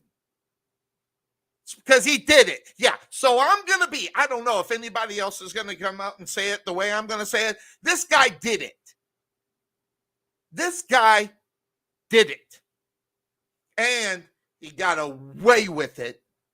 Because if this was you, if this was me, or anybody else who did this nonsense, they would be sitting their sorry butts in jail right now. He bucked the system because of money. So say whatever you want. It's always good to have money, because but shame on Houston's police force. Shame on Houston's the attorney general there. It's shame on all those guys who think all of those 26 women are obviously not telling the truth. Now, do I think they should have waited? No, I think they should have done it immediately. I'm tired of this. Oh, I don't want to go up against. You know what? I'm not buying that crap either. Women need to step up, and then when that kind of stuff happens, don't wait a week, don't wait 2 weeks. When it's done, you go down there and you get this thing on record, because your credibility goes away when you wait 2 or 3 years or 2 or 3 months, or in this case, 6 to 8 months sometimes. Your credibility gets thrown out the window. So partially this is on the women by not taking action when they should have, and it wouldn't have gotten to this point. So yeah, Deshaun Watson did it. Yeah, and I don't think all the women were against it. They took the money and they did what they did. Now, do they feel shame about it later? Yeah, but that doesn't mean they didn't do it willingly. But there are some that did. Some that who did not want this and felt like there was pressure that they had to do this, so they were going to lose their job or whatever the case may be. But again, I don't know 26 of anything. I know, within football, I know 26 football players, but I don't know 26 of anybody for anything. So that's just the way I look at it. And there he is, Cuervo. Sorry about going off on the barrage, but I thought I would go ahead and do it since you were away. Oh, and I heard some of what you were talking about. Do you think he did it, or do you not want to comment on it? Talking about Watson? Yeah. Do you think he did it? I came out and said not do I think this guy did something, and he did what he's accused of. He did it. I'm not even why, Cuervo? Here, there's a line in this statement where he said, and by the way, it goes totally contradictory to what he was saying. But he says, I'm taking accountability for the decisions I made. Well, the decisions he made was to be the little pervert that he is. And guess what? And he got away with it. So, I guess I'm just going to have to suck it up and go to the fact that it is what it is. And he bucked the system, cost him, $5 million for fine and 11 games, and the games last year. I don't think it's enough now. It would have been enough if he would have TCB'd, last year, since he was just sitting on his couch, and taking care of business. If he would have took care of his business during the season last year, I wouldn't have a problem with it. And I probably would not support a suspension for him either, but it is what it is. Yeah. So, no, you're right. Yeah. This is what we just talked about earlier. Yep. Yeah. Just when you think about the suspension that Watson got, I just can't help but think, Sonny, like, so what you're basically saying is it's better to do that than to do something like bet on your team or smoke weed.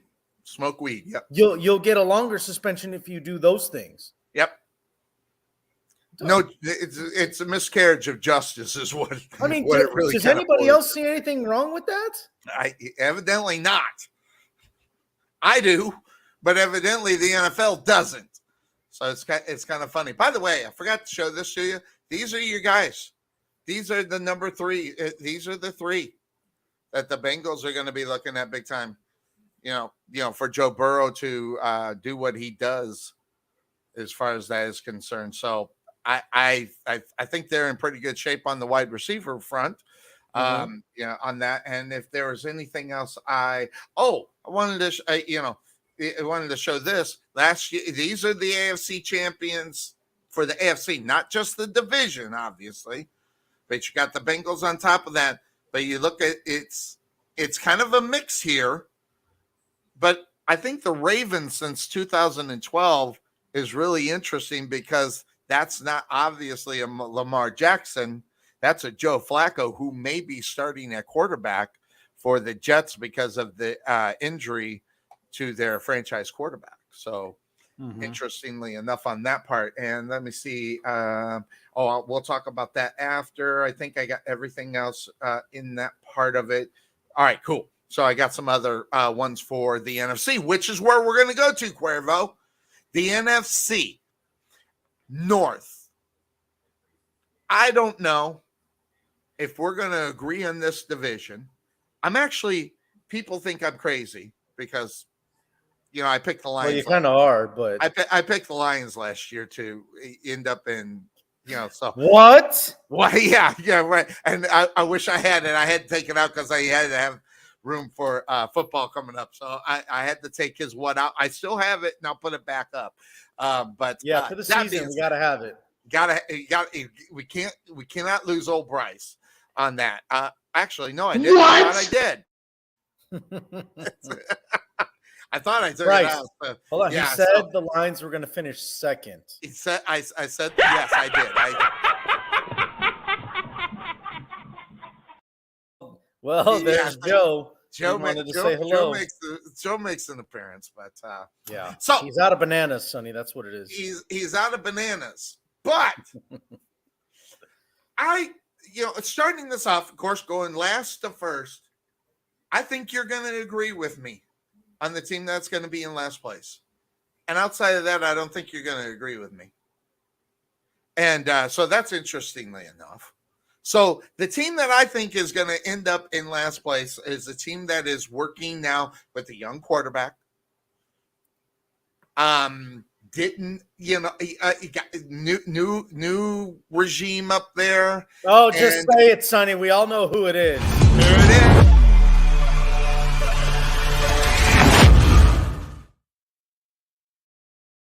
Yeah, Bears fan my ass. Go ahead, Sonny. Go ahead. And I bet you got the Packers going 17-0 without Devontae Adams too, right? I'm a Bears fan. Oh, wait. Listen, I'm a Bears fan. I hope they win. But, God, Cuervo, do you expect them to win a lot? 17-0. Yeah, baby. Baby.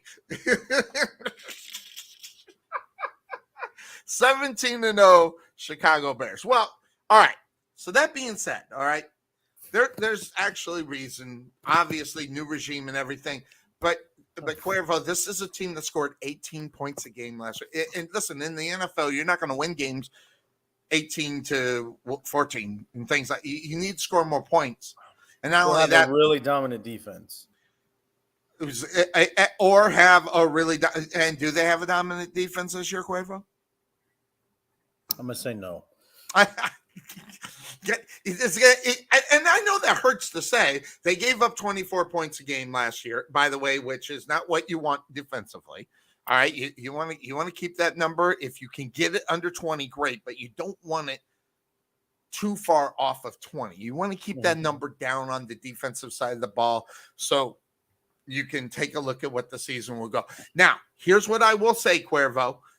your rushing game, if they can continue doing it, was not too bad. They averaged 119 yards a game last year. So you want to see that, and maybe see if you can expound on that. Obviously, getting more yards on the rush, that's going to be a big deal for you. And that takes the pressure off. But when of your quarterback, but when your quarterback is the one that's doing all the rushing, kind of takes away and defeats the purpose of the running back, getting all those yards. 80% of those yards are coming from Justin Fields, which you don't want.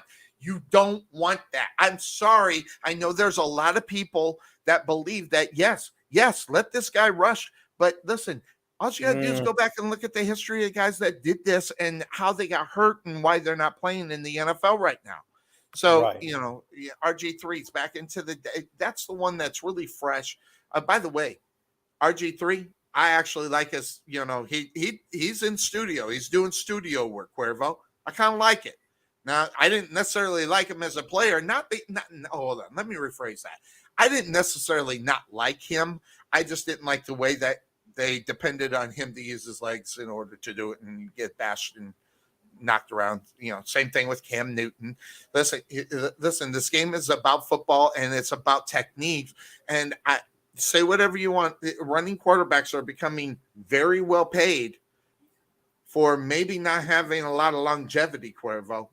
And now Justin Field hasn't gotten up to the $40 million area yet, as Lamar Jackson's going to get. Listen, Lamar Jackson's going to get $45 million when he closes that deal. Regardless, it's going to be at least that much. Kyler Murray getting his money, before maybe he necessarily has earned it or whatever the case may be, or proved that he deserves it, whatever. So you're still within line. You got this running quarterback, but really, Cuervo, what I want to see more from the Bears, okay, is I want to see more offensive line work, and I want to see them run the football without it being Justin Fields.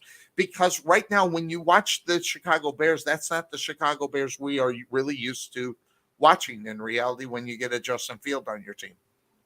Oh, well, yeah, because the Bears have never had – we haven't had a quarterback like that. No. It's been pocket passer after pocket passer after pocket passer. So for the Bears to have a mobile quarterback like what the new generation of quarterback is becoming. Yes.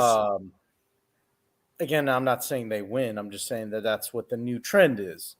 Because you just said it earlier, the two teams that made the Super Bowl last year, what did they have? They had pocket passers. So, but the Bears have never had a quarterback like that. Right. And for them to have one, it's going to create an offense that the Bears and Bears fans haven't experienced. Absolutely. So we don't know. We're not the Ravens. We're not the Eagles. We're not the Arizona Cardinals. We're not the even San Francisco you can make the argument. Absolutely. So those teams have experienced that type of offense. Their fans have seen their team run that type of offense. This is totally new for the Bears. Right. So, what I've seen so far, Sonny, I'm still not too sold on the offensive line. I think they're going to be better than what they have in years past. They needed to be a lot better. It's not good that they've already got guys that are out. Now, granted, injuries, and they'll be ready for week one, but you still don't want that going on. Yeah, it was a backup. At the same time, though, those guys are just as important because you got to have depth on your football team. And I think that I give Ryan Poles a lot of credit, the new GM, because that's from day one, that's what he has sought out to do. And I think he's been doing it, create depth for his team. I hope they get heart, because really, towards the end of the season, they kind of ran out of passion and heart, I think. I mean, listen, that's an easy one to explain, Sonny. And the blind squirrel could see that the Matt Nagy era was over. Right. Nobody wanted any part of it anymore. So the difference, obviously, new head coach. But I think I think what's key if they're going to get, I don't know if you agree with me or not. I was obviously throwing shade on that, making that statement. But I think they really have got to get David Montgomery, and he's got to stay healthy. But they really need him this year. I mean, listen, you can say whatever you want because their wide receiver core. Listen, their wide receiver core sucks, so they need something. Okay, their wide receiver core is probably one of the worst in the NFL, and I'm not just saying that to bash. I think you might even come close to agreeing with that. But when you got a Justin Field, you've got to be able to give him the weapons that he needs to do. And I really think this is where I think they dropped the ball this year as far as new regime, new GM, completely get it. They could have done a lot better to help him in the wide receiving position. Listen, I would even take some of these scrubs that, the Baltimore Ravens would have grabbed up and brought onto their team. Okay. But they just didn't do well in the wide receiving position for him to have success. Cuervo, come on. Who's going to have so much success where you're going to go, yeah, him and Justin Fields? Who? Okay. So I completely get it. And everybody's got the same criticism. Actually, matter of fact, it's funny that you bring up the receiving core. According to ESPN, now we both know they're not the end all be all. Okay, they are not. Is this breaking news that I don't know about? No. Oh, okay. Because I can push the button. I still got the breaking news there. No Ted Koppel, unless you want to break news. Unless you want it to be breaking news that ESPN has rated the Chicago Bears receiving core as the worst in the NFL. Oh, okay. So I have read that somewhere. So that wasn't, okay. Yeah. So according to ESPN, they're the worst in the NFL. Okay, fine. Why? Because they didn't go spend $18 million a year on Christian Kirk. No knock at the Jaguars. Bears. Oh, that's a knock and it's well deserved. Yeah. Well, look, the Bears chose not to do business that way. They went after the more bargaining type guys. Chris Pringle or Byron Pringle. They made the trade for Harry. Well, that's a waste. But hey, you know what? Coulter, like Daz Newsome. Yeah, look, is he going to be worth a nickel at all? Maybe Chris 2 pennies. Maybe 2 pennies. Chris Fink. Yeah. Here's the thing, though. The reason that they got those guys and they didn't go after bigger names is because, number one, polls. Oh, you're going to cuss. You're going to cuss, aren't you? No. Polls. Polls is the type of guy, and I like it. I'm going to tell you right now, I like it, and I hope he doesn't change. What I like about him. You're going to curse here. You don't even know you're going to curse. No. You're going to curse here. No. He's a guy that is not willing to overpay for guys.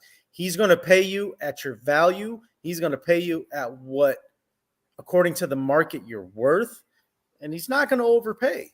And I'm cool with that because I think a lot of times teams make mistakes of they overpay because they're paying for the name. They're paying for it's like buying a jacket that you could easily find at Walmart, but if you throw a Nike label on it, now all of a sudden it's worth $30 more, $40 more.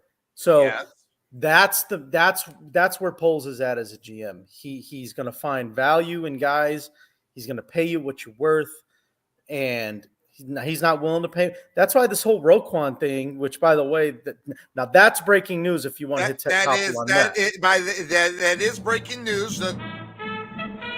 Roquan is still, by not surprising, a Chicago Bear, right? I think I heard that right. Mm-hmm.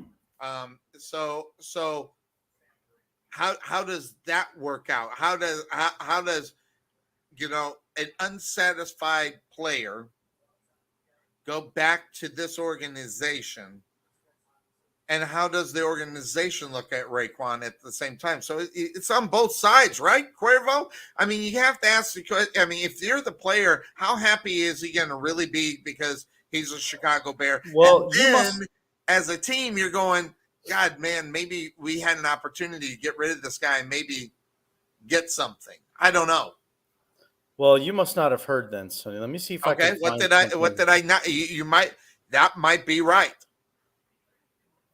Well, it just all depends. How fast can you upload a picture onto the screen? So well, if you send it to me, it won't take long. If I can find one. Oh, okay. But the point of it is, as of yesterday, Roquan Smith has decided to end his holdout. Right, he's going to be a Bear. Yeah, he's going to be a Bear. But I'm saying, like, this whole contract thing is done. He doesn't want to get traded. He wants to stay a Bear. And basically, he says that.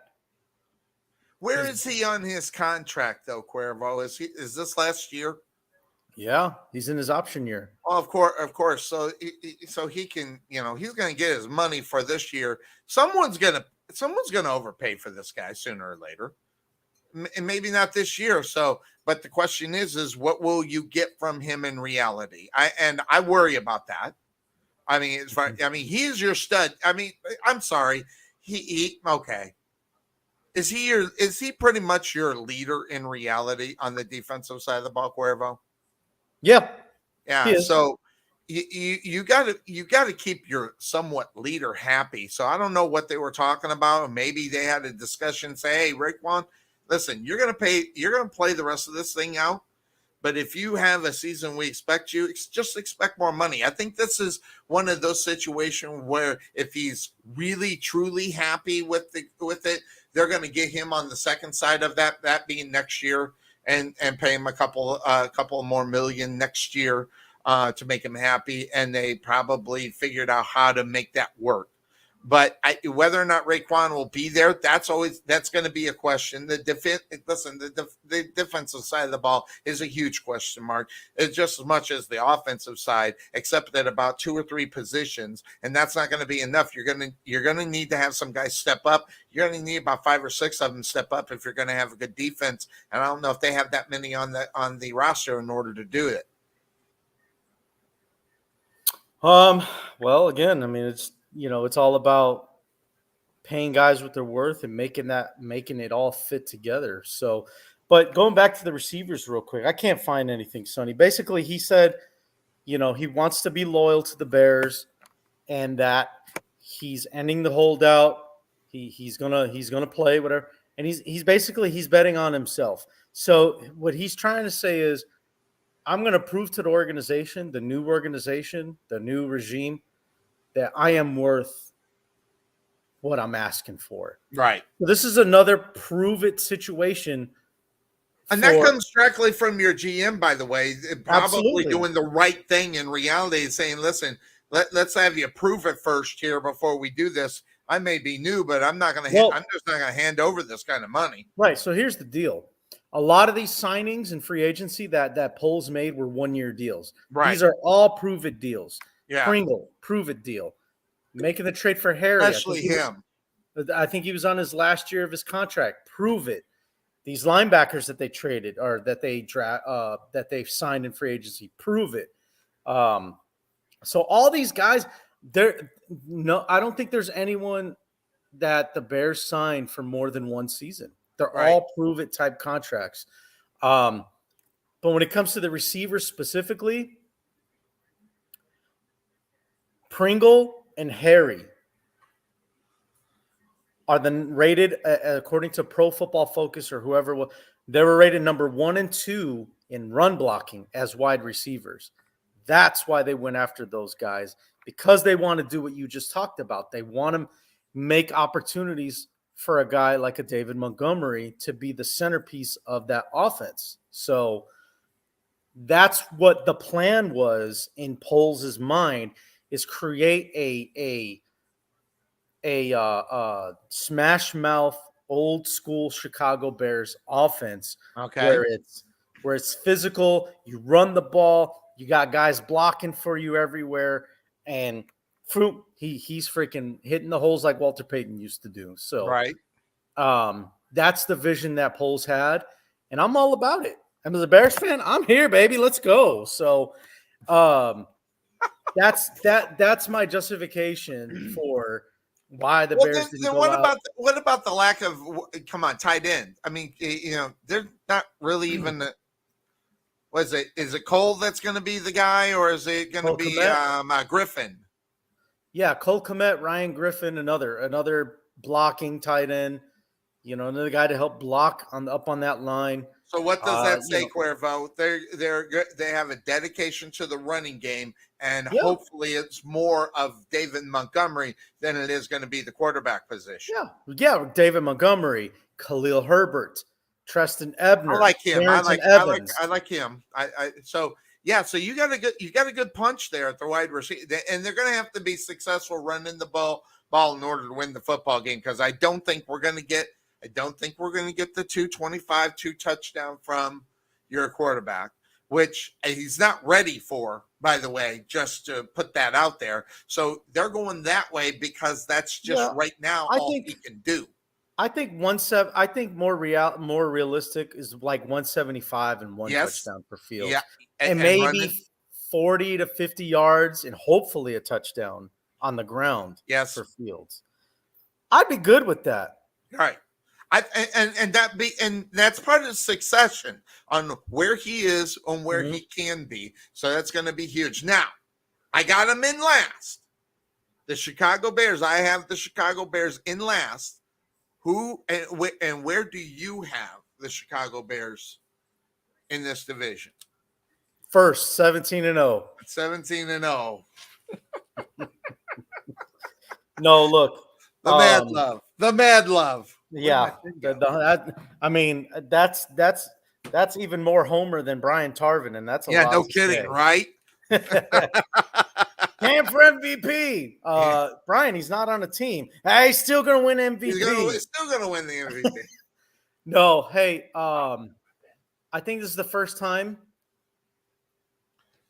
but I've got the Bears in last as well, and I'm okay with it. As a fan, I'm cool with it because you have to have this rock bottom type of year, to move back up. I believe that's what a lot of franchises do wrong, is they try to tread water and they try to make big splash signings to say, no, we don't suck. We're not as bad as we think. Right. And a lot of times it doesn't work out. But your guy's saying, we suck as bad as we are, but we're going to get better. I promise. Yeah. But look, I mean, you trade away Khalil Mack. Yes. You let that was the old regime. They should have never. Cuervo, you and I both know they should have never done that. Made the trade in the first place? Yes. They should have kept Khalil Mack, but you know it. I know he was kind of slim, but if you make that guy happy, he's your stud. No, I was all about the trade. Are you all about it now? I was good with it. Are you all about it now? You still okay with the fact that? Yeah. All right. So look, this is the way. This is how you rebuild, Sonny. You have to like clean house, get rid of everything, start rock bottom. Yeah. Because when you're at rock bottom, Sonny, there's only one way to go from there. That's true. And especially when you're only scoring 18 points a game, Yeah. Is Khalil Mack going to help you score more points a game offensively? No, he's not. So that's that's how you got to see it. Allen Robinson. I mean, that guy was a little crybaby bitch to begin with. So it was time for him to go. It was time for him to go. And I get it. He hated Matt Nagy. No crybaby bitches on this team, right? No. Nope. So, well, I mean, do you guys still have Mooney, by the way? Yes. He's going to be the guy. He's going to be the guy. He's got to be the guy. I think he was over 1,000 yards this past year. So so you got that going for you. So, but where I think Hey, if your Bears are going to just break it out, it's going to be because of their schedule, by the way, Cuervo. Their schedule works out for a team that's mediocre to make some noise. Okay. And the only reason why here, first 2 weeks, horrible. You got San Francisco and Green Bay. Okay. You're going to lose those games. Okay. Then, though, you have Houston. Then you have the Giants. You never know. Minnesota, they're probably going to lose. Then you got Washington. You should probably win. Maybe you win that. But New England, Dallas, going to be a dogfight. But Miami, Detroit, and Atlanta, and New York. Cuervo, if they can figure it out, that first part of the season sets up for them to be somewhat good if they can win some of those games. And of course, it's going to end where it will really end, even if they're having the success. December will tear them up with Green Bay, Philadelphia, and Buffalo. But all those games are at home. So that's an interesting thing. All games in December are home, but they end with Detroit and Minnesota, obviously ending with the 2 weeks within division. So so they're going to get Green Bay out of the way early. So last 2 weeks, the Lions and Minnesota. So, but yeah, and it's not because I'm not a Bear fan. I just looked at it, and this is the year. I like. Here's the reason why I like the Bears this year. Okay, because if your general manager did a really good job, he's going to have a high payroll next year with the guys that he had suit up for him this year because of those 1-year deals. And they're going, no, we got to keep this guy. This guy's going to be part of our future. So This is the make it or break it season for the Chicago Bears and the personnel, except for, a few people. Obviously the quarterback is going to be there for a while. He ain't going nowhere. So, but no, and that's exactly. And I would like to see that. I would like to see the Bears win some of those games that, that they can be in if they're somewhat good. So, and those are going to be interesting games, and those are going to be hard picks. Are you going to take the Giants? Are you going to take the Jets? Those games where you go, man, maybe I'll throw one. I mean, I'm probably going to pick the Chicago Bears over Houston. So I'm probably just going to make that pick. But do you throw it at the Washington Commanders? Are they going to be good enough to beat them? Miami and Detroit.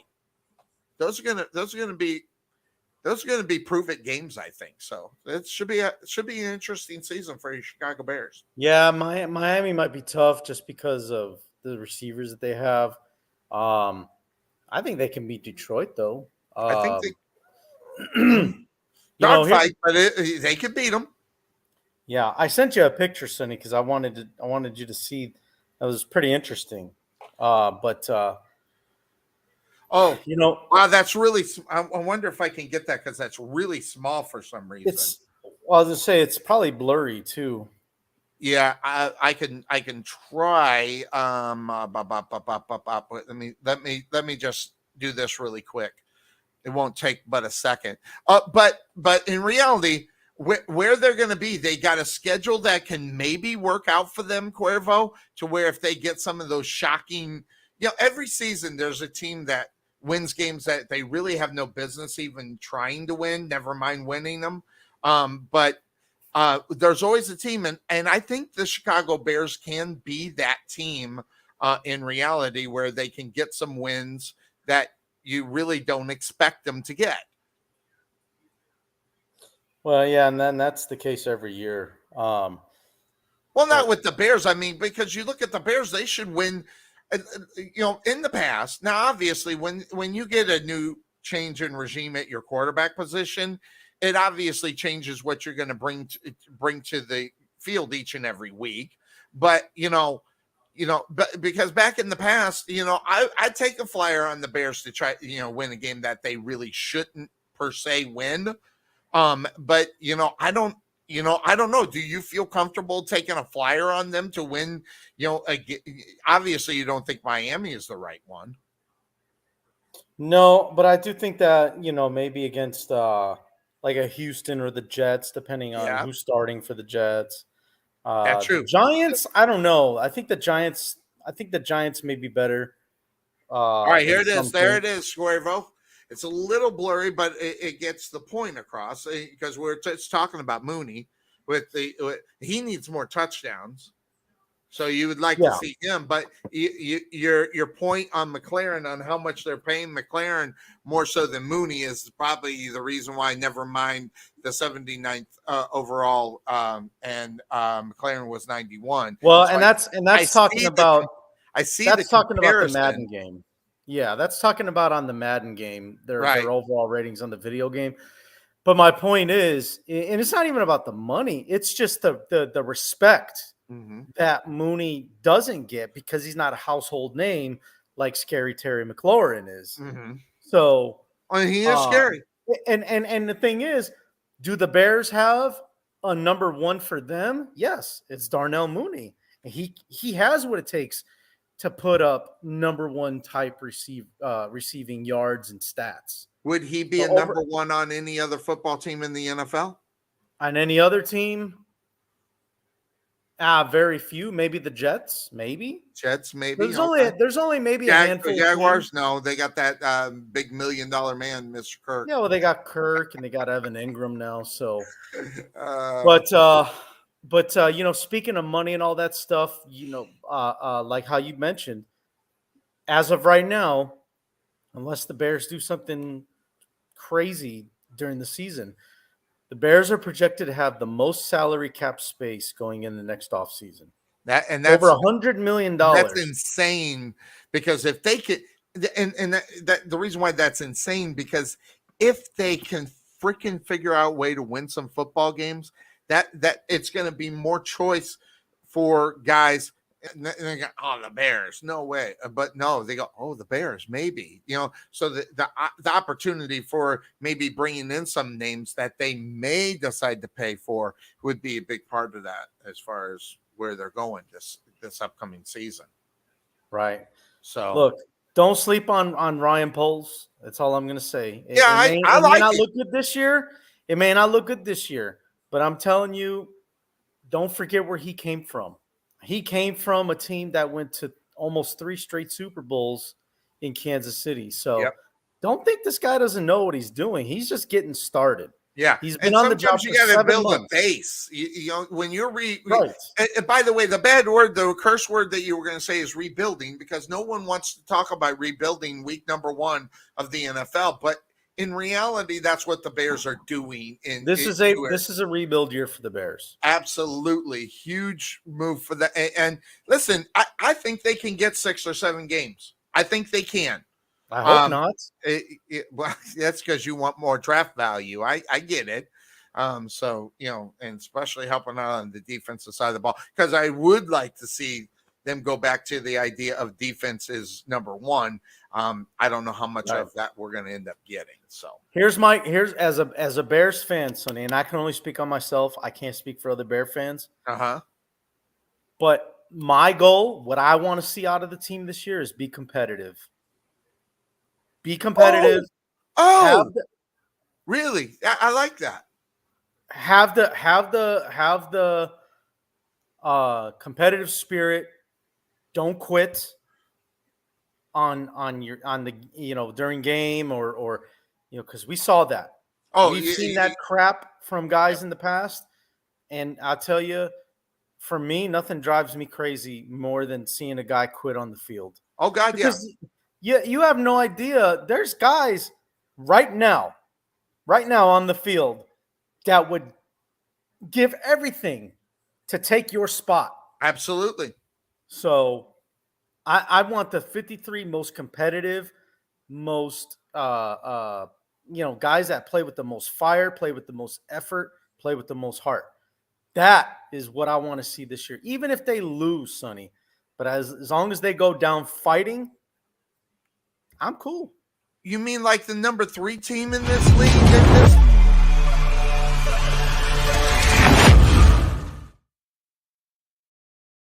We're biting kneecaps. We saw it last year. We're biting kneecaps out here, okay? I mean, we saw it, right? I mean, how many games did they lose by 1 point or 2 points or 3 points last year? That being the Detroit Lions. Yeah, that's the effort I want to see. Exactly. And if you can get that, you could even maybe get past the Detroit Lions. But there's, interestingly enough, we looked at the quarterback positions. We look at, who they on the personnel. You got a guy. Yes, I get people do not understand, or even for that mark, like their quarterback. But listen, we are still talking about a football team at the quarterback position, a guy that actually took them to the Super Bowl. Now, I'm not saying that he is, Matthew Stafford. I'm not saying that. But last year, I think, is one of those years where you look at a football team and you start asking the question, can they get better just because of the personnel that may not be good, but they got a lot of heart? What does that do? Is that enough to bring guys in to play for the Detroit Lions? No. So they got to win some of those close football games, and they may just get over it, because even though they lost those games, Cuervo, you still learned something in those games. Now, granted, the only time where you can take a loss like that and feel good about it, that feel-good loss, is in the off season.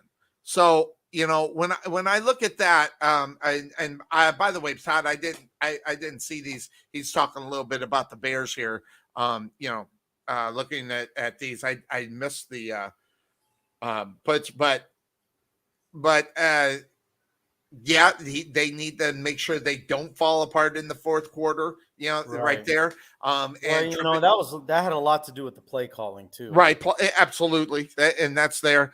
And so maybe the Lions are headed, based upon what they did last year, with the heart. Now, can they put it together? But this all comes in reality. Help me with the quarterback's name. Is slipping my. I forget this guy's name all the time. The new Lions quarterback. Yeah, from last Goff, Jared Goff. I forget this guy's name all the time. But Goff, took him to a Super Bowl. And so there's experience there. Now they saw what they did last year. Can they start moving a little bit forward with it? Can they start building on what they did last year and sneak out a win here and there that maybe they shouldn't win? Sort of like the Bears. We hope the Bears can do in reality, because when you look at Detroit, they are scoring only 19 points a game. They damn near got 20, but they were giving up 27. But in reality, that's the overall. But they were losing games. They were completely last, almost last in the NFL on points, giving up points. But they were only losing some games by just a few points. That, it might not push them up to the playoffs, but maybe get a sniff of it come next year. I don't know about Campbell as I like the want of this guy to be good, as a coach. I love the fact that the players love him, but I think they're going to have to get more really out of Goff, and I think they can get it. The question is, will it happen this year? That's why I could have very easily flipped these teams, but I think the Lions are just a little bit better right now than the Chicago Bears. Yeah, and I can see why a lot of people think that. I mean, look, they did really good in the draft. Getting your guy Hutchinson from Michigan. That's a nice little thing. Yeah, getting Jameson Williams from Alabama, although obviously his knee is going to be a question. So I think the Lions did a good job in the draft. Yes. Let me see where's the other notes I've got. Oh yeah, that's right. They also signed DJ Shark away from your Jaguars. Yep. That was a good get for them, by the way. Yeah, they didn't pay, I mean, I think they paid maybe a little bit too much, but it wasn't. But sometimes you got to do that crazy to get it. Unlike the Jaguars highest paid bidder for Christian Kirk. Right. Yeah, you want to be the highest bidder, of course. So I think Detroit is making some good moves. My only thing, Sonny, is no matter how many good moves they make, it's still the Detroit Lions. Like, show me that you're not the same jinxed Lions that we all know and we've seen over the years. Even with guys like Barry Sanders and Calvin Johnson going through that franchise, never sniffed a Super Bowl, not even close. Right. And here's the thing. This is a football team is average at best at the offensive side of the ball, but they're just so bad defensively. And the Jets were the only team that were worse than them, and that's bad enough. So you look at that. So the second worst defense in the NFL, really, where you always say the only place you can go is up unless you're just going to replace the Jets. But will there be a change with, some of the guys? You're going to have what's his Devontae Smith and St. Brown. These are guys that, these guys were picked up on the offense to get better. They need to figure out who's going to be the guy on the defensive side so they're not second to last on the defensive side of the ball and go from there. So, I meant to hit this one. So, no, I did play that one. So let me put this one up here. Yeah,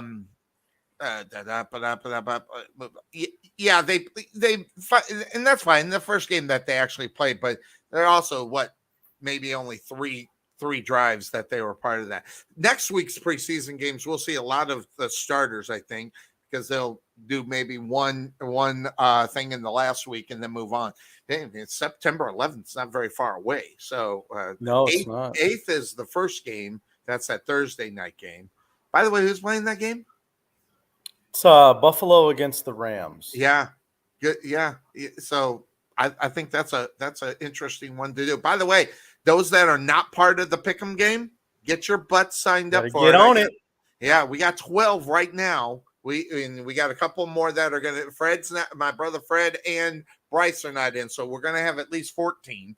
So that's going to be fun. So watch out for that. So the Lions are the Lions are the Lions are the Lions. I mean, we go.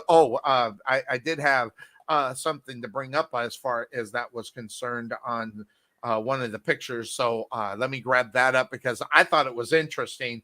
There it is. Here's your NFC teams without a Super Bowl. And then, of course, there are the Lions within this division and then Minnesota. But then, of course, the Atlanta Falcons and then the Panthers, both in the South. And then you have the Cardinals. So all the other teams within the NFC has won a Super Bowl. So that's kind of interesting to think about when you're looking at,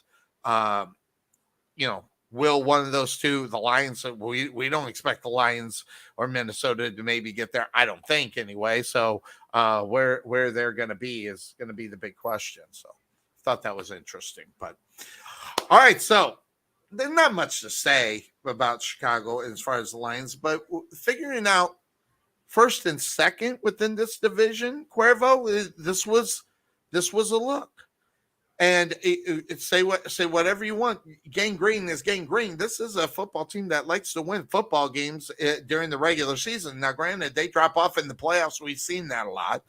And then you got the Minnesota Vikings, who are trying to establish themselves as a good football team. They're the regular season champs. Yeah, or that too. But when I was deciding who I thought was going to end up in this division, I thought about personnel. We can sit and talk about, the greatness of Aaron Rodgers or even for that matter, Kirk Cousins.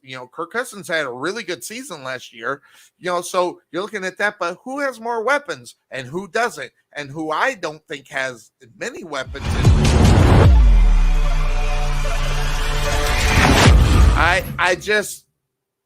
I'm looking at what Green Bay is doing, reading out of the training camps and all this other stuff. how there's problems, there's doesn't seem to be communication, drop balls all over the place from Aaron Rodgers and things of that sort, and I'm wondering, when you lose such a guy that has such production, not only that, the guy's a stud.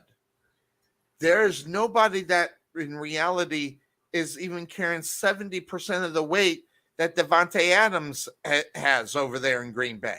So you can have Aaron Rodgers all day long, but the question is Aaron Rodgers capable of taking a mediocre wide receiver and making them a household name? The problem with that is I think the answer is no. Okay, if he has a superstar or someone that they got to worry about on the other side, that just creates more things for him to happen to get him to that. But when you got a whole position where people don't even know these guys' names half the time, Cuervo, that's gonna, I don't know, because when you talk Tom Brady, he makes guys better.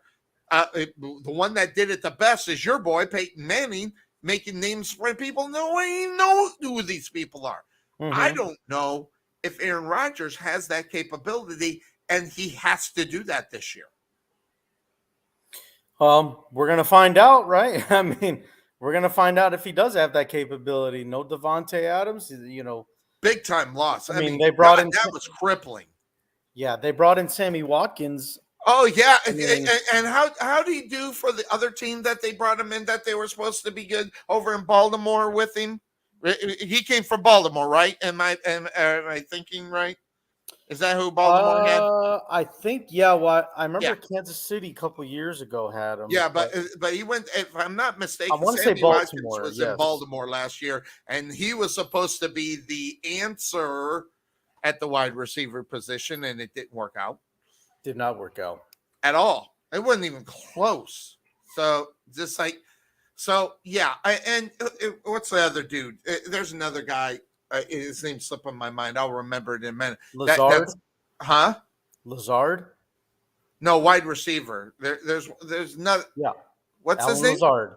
Yeah, Lazard. He's supposed, but there's another. The one guy that was in Green Bay and came back. His name's just slipping my mind. Randall Cobb. Yeah, Cobb. Cobb. Is Cobb there?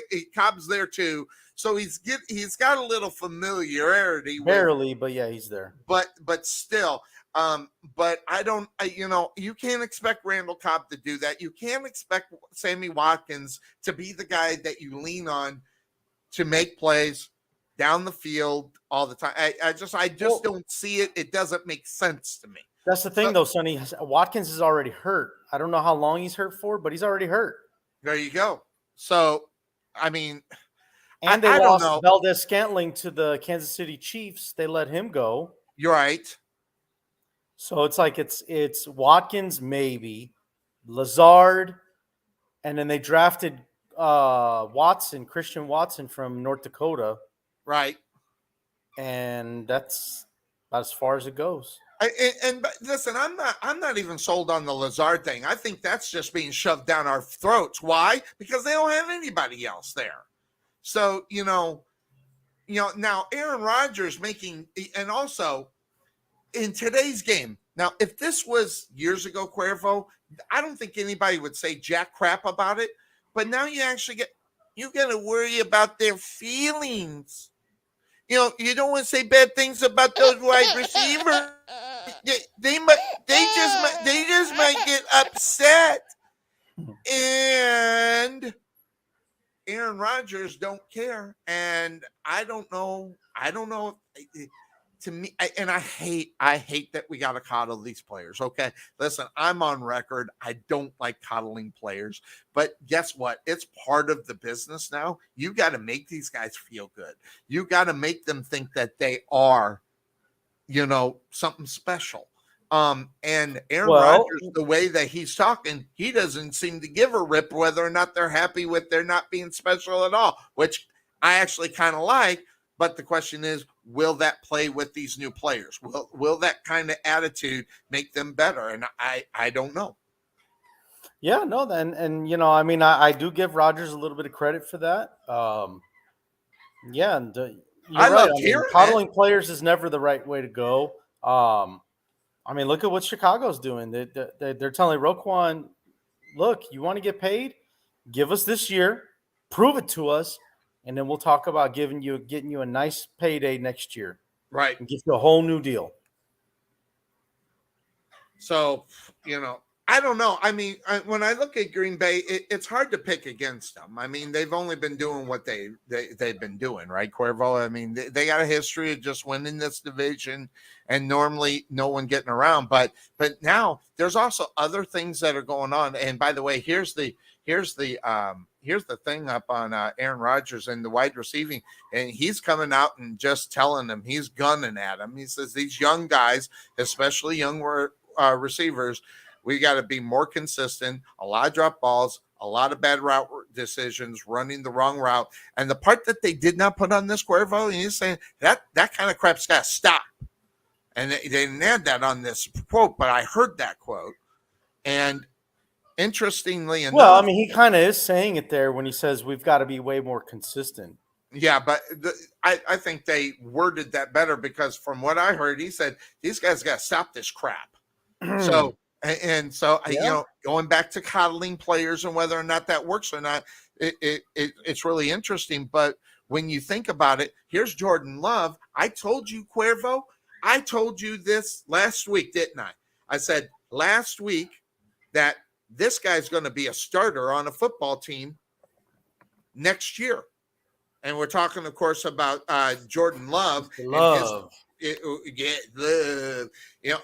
And his progress right now. And, he's actually been playing very well, and also delivering the balls to the no-name wide receivers.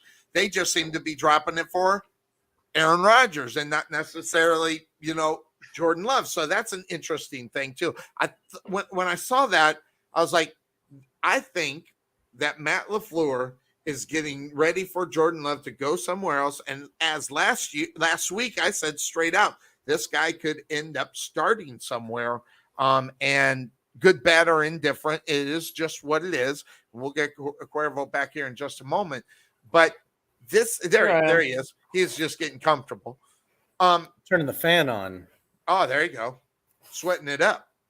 So I'm wearing long sleeves, so I got it down to 60, but I'm wearing turtlenecks. So, but you're crazy. Well, no, it's because it looks good right now. This is a brand new shirt. It looked good. So I was like, I'm gonna wear this. It looked good. But I don't know. Do you think Green Bay ends up in second, or do you think they're gonna win this damn division? They're going to go 0-17, Sonny. 0-17. Nah, that's what I'm hoping. Yeah, I thought we were going to be different on this division, and turns out we're not. Wow. We got it exactly the same. Wow. And I say second for Green Bay. I give them the benefit of the doubt just because of Rodgers. Right. I think this is going to be the year, like you said, it's going to prove not only can he make receivers household names, but can he run the offense? Right. And I say it that way because you think about coaching from a coaching standpoint, what they lost. Not only did they lose Adams, yeah, we all know that, right? But they also lost Nathaniel Hackett, who's now the head coach in Denver. Yep. They lost Luke Getsy, who was one of their assistant OCs or something like that. Right. He's in Chicago now. He's with the Bears as their offensive coordinator. So you lose that coaching experience, those guys that you've been with for a while with Hackett and Getsy. And I'll be honest, I don't even know who they replaced him with. I kind of don't care. But the point is, the guy that's still there, though, is Aaron Rodgers. And can he run the offense that he knows how it needs to be ran? How much do you think Matt LaFleur plays in that? This is a guy that, by the way, in case you didn't know, Matt LaFleur is one of the best at taking over a football team and the records. But of course, when you have Aaron Rodgers, that kind of helps. but you still can't take away from the fact that, that's his team right there. So he gets the credit for the W's as much as Aaron Rodgers does. Right. So, but, I don't know what that relationship is like. I do know that Aaron Rodgers will decide to do what he's going to do, regardless if, Matt LaFleur likes it or not. I mean, that's just the way this guy is. Good, bad, or indifferent, or when that's going to happen is going to be the biggest question in reality too. Right. Yeah. Will it be in the playoffs, saying, screw it, I'm going to call this play. And then, and sooner, how much are they going to butt heads this year? I wouldn't put it past Rodgers. Games? I wouldn't put it past Rodgers to say, screw your play calling. I'm gonna run it the way I want to run it. Mm-hmm. Wouldn't say, because that's his personality. I could see him doing that. Right. So I think there could be a problem, and you stole my thunder on the coaching staff, bailing out of Green Bay, which is actually one of the reasons why I picked Green Bay to finish second within this division. Now, should we think that? Probably not, because Aaron Rodgers usually finds a way to win a football game. But I think they're going to have problems defensively because of losing coaches and things of that sort. So that's where. And by the way, the Green Bay defense hasn't been bad for the last few years either, Cuervo. Yeah. So how much of a hit are they going to take as well? Because they were actually really good. They were in the top 5 in most of the statistics and things like that. So I'm really interested to see where that ends up as far as where and now if the defense keeps chugging in the way that they did with the coaches, they may end up proving me wrong. But as far as the Green Bay Packers were concerned, this just felt like it might be the year where you'll see it, and you'll see maybe a new coach within this division taking a team that maybe needed the new coach. Minnesota Vikings. Listen, we can sit and bash Kirk Cousins all we want, but he had his best season that he ever had last year, and that's with Buttonhead with Zimmer. Now he's got a coach he actually likes, which is weird, because Kirk Cousins don't like anybody. So whether or not we're going to get the same Kirk Cousins as last year, I think we might even see a better version of him. Never mind the fact they got one of the best running back. I say the second best running back in this league in Brandon Cooks. I do.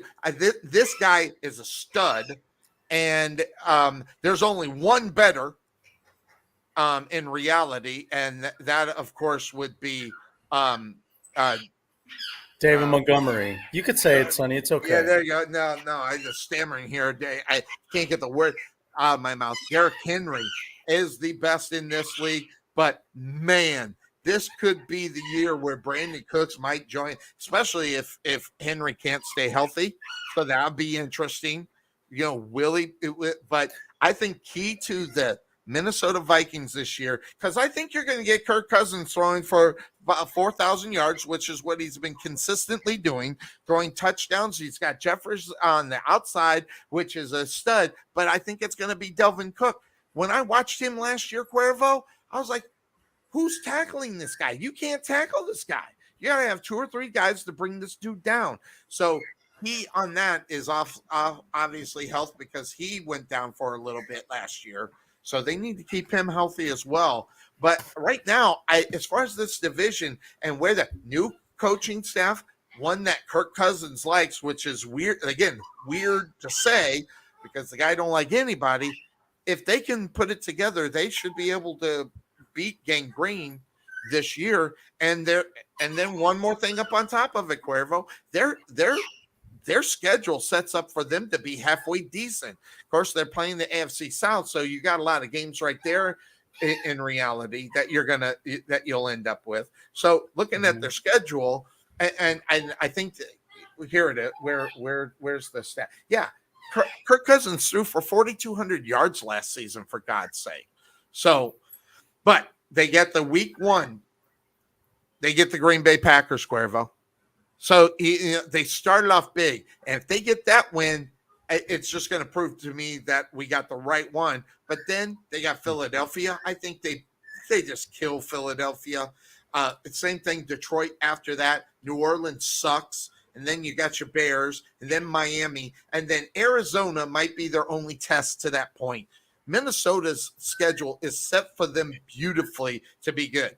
Washington, and then they get a little competition for 3 games in a row. Buffalo, Dallas, New England, and then back to Jets, the Detroit Lions. They might have to fight a little bit, but I think they probably can beat Indianapolis.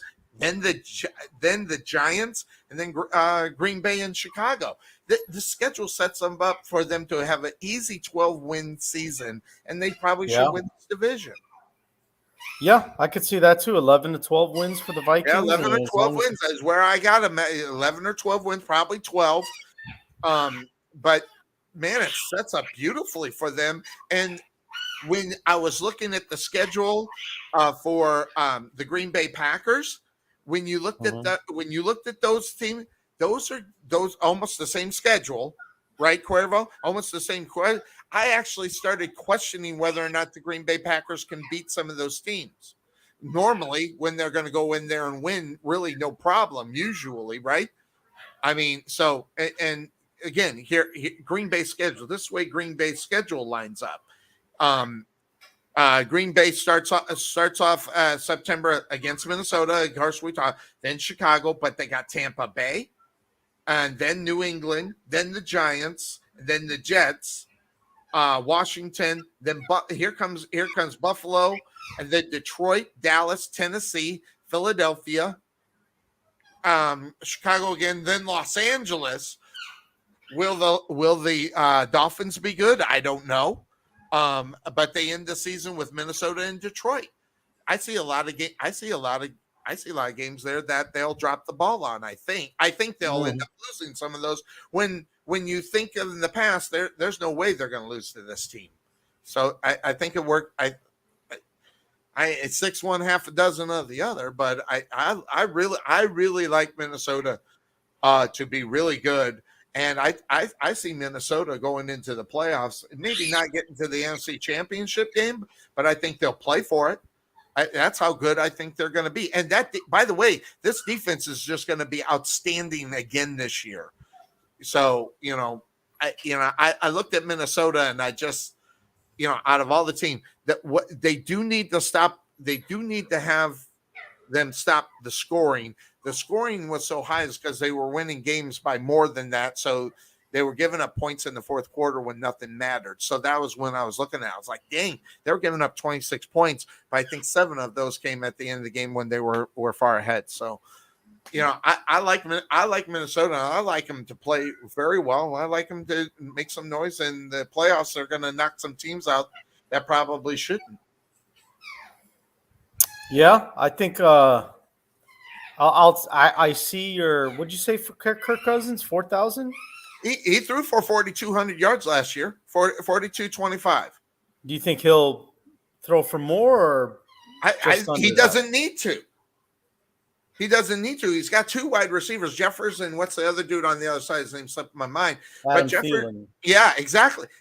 And those guys those guys combined could get about 2,200 yards with those 2 combined. Never mind the fact they got a halfway decent running game as well. So, Minnesota is just, man, I just like the way they line up this year. And then the schedule being good is another thing. Right. So, well, I'll make a small prediction here, Sonny. Okay. I'm going to say Kirk Cousins breaks the 5,000 yard mark this year. That's not a bad prediction, Cuervo, because he's got the capabilities. He's got the weapons. It's not like they don't have anybody to throw the damn ball to. So, when you think of it, I mean, they just got.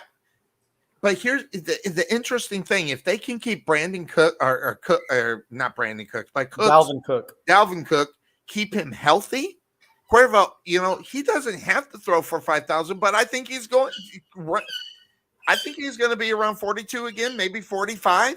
But he doesn't have to if they can keep Cooks healthy. And I see Cooks being probably the best running back in this league this year. I think he's going to, and that's just me thinking that maybe Henry is not 100% because it's hard to bring Henry down too. And but I think this is the year for Cooks too. So, and with the weapons on the outside and the defense play, if they can tighten the belt a little bit more up on the defense, I think it's going to be hard to beat them this year. Well, and that's the biggest reason I like the Vikings this year. I just think the improvements in offense that they're going to have, with their new head coach. New head coach. Where he's coming from. Look where he was coming from. He learned from one of the best in the game right now in Sean McVay. You can't get any much better for the new way the game is being played right now. Now, if you want to go old school, you obviously go over to New England. But if you want new school kind of coaching, Sean McVay is the guru right now, and he was just right up underneath that. Yeah. I mean, you see what happened with Cooper Kupp. Imagine what he's going to do with Jefferson. And that guy's going to be amazing this year. I would not be surprised if Jefferson gets over 1,500 yards this year, because he has got to be your monster. If you're going to be that team, you got to do it. And look at this, Cuervo. You don't see the Minnesota Vikings on this list for NFC Championship. We haven't seen it in the last 10 years. I think that they have a chance to do it. And again, I don't think they're going to make the NFC Championship game, but if they do, man alive, wouldn't that'd be just one hell of a season for them? Yeah, absolutely. Like crazy good. And let me I wanted to throw this up here. Look at these here. Look who's at number 99 out of 100 players. And this is where, when I saw it, I was like, that is so underrated. I don't like Kirk Cousins either. The guy can't do anything, but I think this year might be the year that he can do it, because he might actually be even happy. Not butting heads with the coach is a big deal when you're talking to your quarterback. And him and Zimmer, they used to go back and forth all the time. But the fact that they have Mac Jones ahead of him at 85, it's almost like whoever did this ranking over at Fox needs to get their heads changed, because that's the NFL Network, Sonny. This one came from who reported it though, because I took the NFL Fox thing off with the line, because they usually put that in there. I just took their little logo. I got it from the NFL on Fox page, but it's the top 100 from there. By the way, here's your wide receivers out there. Okay, here's some of them. Look where they got CeeDee Lamb, Odell Beckham in the 90s. I wish I had the full rankings, because I would love to see where Jefferson is. It hasn't been revealed yet. They haven't finished revealing it, Sonny. I think they've done up to number, 50 or 40. Okay. So they're not done revealing is yet. Not on that list. So interestingly enough, I just grabbed that up. Wow. I'm just like amazed at some of the things that are going on here. And now, fantasy-wise, look who at fantasy-wise. And by the way, Matthew Berry's last year doing this, and he's gone after this. Thank God, because he's horrible. Say that's just a personal opinion, because Justin Jefferson's going to be the best quarterback in the NFL. Cooper Kupp, I think, is going to fall off. I don't know why. It's just something about it. I think he's going to slide to number 6, and everybody else move up in reality. And then CeeDee Lamb at 7 is where Deebo Samuels and those guys, I think they're going to be okay, but I just don't think they're going to be so good that they're going to be that much better in reality. So, but next week, Cuervo, we're in the West, and your woman's team got a new quarterback. Look at this. By the way, 104-53-1 got God, if that is not great, I don't know what is. Question, I guess always the question is going to be is, will he be able to do it again on a different football team, right, Cuervo? I mean, they're going to answer that question. I think they're going to make a superstar out of that young kid out of TCU. His name's slipped up my mind. I love him. Sutton. Yeah, Sutton. I think Sutton's going to be so big this year. He'll definitely get 1,000 yards, if not more. And some other things that'll be talking about over there in the West right there is and frankly, this is coming from ESPN. Trey Lance is one player who barely played last year, but might be an MVP candidate in 2000. And when people make a prediction like this, this just comes to mind. Just like, where's Joe? Where's like, Joe? Or Joe coming out and just having a ball with it, and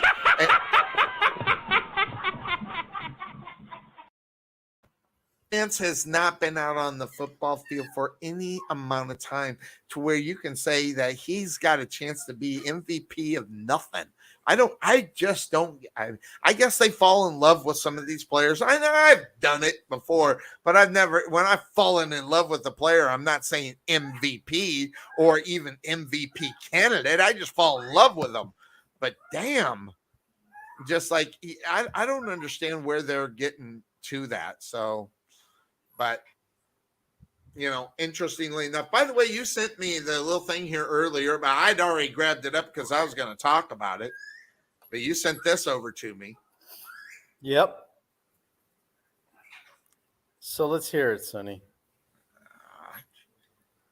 It's so wuss. I hate it. I mean, listen, football is a physical game and you hate the team you play. I hate this buddy crap. It's like the NBA. Can't stand it. And it's even worse in the NFL. I mean, I don't want to hear it. I want to say, I'm going to blow this guy's head off. And not by hand, but like, pop him. Play physical. I'm going to beat the hell out of it. All this happy-go-lucky crap, it just bothers me. I don't know. To me, it shows lack of passion. It shows weakness. It shows the wuss, as Brian Tarvin would say, the wussification of the NFL. All this jersey trading crap. I hate it. Did Michael Jordan ever do this? No, I don't think it's a basketball thing. Maybe it is, but I don't think I've seen. I don't think Michael Jordan ever exchanged uniforms and stuff like that. It to me, I don't know. I just think differently. I'm 55 years old. I realize that my thinking is so old school that sometimes you just can't open the door to even let new school in sometimes. And this is one of them. I cannot stand them. They're all buddy. Listen, Larry Bird and Michael Jordan, Magic Johnson hated each other when they played during the season. They did all that crap in the commercials in the off season, and that's fine. But man, they always wanted to one up them and always wanted to say, I am the best. And all this, happy-go-lucky crap. Maybe I don't know. Maybe I'm just too old school to be new school. I mean, I get what you're saying. It kind of shows like weakness. I could see where you would old say that. Guys. Where it's kind of like, oh, let's be friends and sign each other's jersey. Like, oh, let's be buddies. Well, at least it's not like I wish we'd see a video of Josh Allen just setting that damn thing on fire. That's what I wish. Or the other way around. Well, you know what? If it helps with the argument, it is preseason, so like. But okay. But look, the way I look at it is, I think it's, especially for quarterbacks, it's just a sign of respect. They respect each other's game. They're not saying like, oh, I hope you win the Super Bowl. They're just saying like, if you read what they wrote on the jerseys, it's pretty much just saying, hey, like how you played a game. And that's pretty much it. And then they sign it. Wow. They're just showing respect to each other, Sonny. That's it. It's not like, Oh, I hope you beat me if we play in the AFC Championship. Like, No, I want to you hear him know. say, I'm gonna drill you guys so bad you're gonna be oil, man. That's how bad. Right. That's what I want to hear. I want to hear him. I'm going to toast you guys like a piece of toast, man. I'm gonna burn you bad. I'm gonna burn your toast, baby. But that's just me. But I just, when I see that, it just makes me cringe. I don't know. Yeah, I'm not a big fan of it. Hi, I saw this. I thought you might find interesting. Every team's MVP, or last MVP, I guess, is the best way. There's your boy Peyton Manning in 2009 And 13. Was he the MVP in 2013? He was for the Denver Broncos. There he is, right there. It's a couple spots to the left. I forgot about that. That's right. He had a pretty good season that year. Yeah, and of course Walter for the Bears is the last time that Bears had an MVP.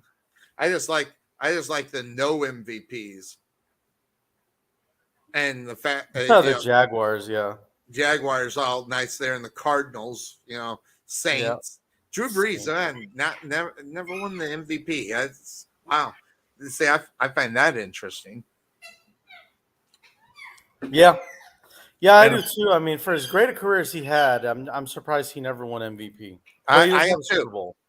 I don't get it. I mean, McNair even won the damn MVP, for God's sake. Never was a fan of him, but it is what it is. So, but I wanted to at the top of the show. Yes, I showed you. I showed this. I didn't know how much you've seen of this, but this is the top 10 winning percentage all time versus the last 10 seasons, and whether or not they're going up or down. And the Cowboys going down. Unfortunately, your Bears are going down. Dolphins and 49ers going down. These are the guys that have the top 10 winning percentage of all time. And seeing where the Dolphins are falling flat off of that number, I think is huge. But Kansas City's numbers going up so high at 54 to 65. I thought that was a really interesting number. But also the other one that surprised me that I thought might have been going down was the Steelers. But actually the Steelers, gained 9 points up on that. I thought that was an interesting look. So, well, I think you think about the time frame on the second line since 2012. But yeah, Steelers have won. Well, they went to 2 Super Bowls since then, I think. Yeah, 1 or 2 Super Bowls. They've won multiple division titles. Yep. Overall, the Steelers, the 80s was a bad decade for them. Yeah, it was. So that's probably what brought them down. So, 70s. But look at the Patriots. Overall 56 in the last 10 years. They've won 71. 71, yeah. That is a big number. And the big news that happened this week as far as defenses on the side, James with all the money gets the big money contract out of Yep.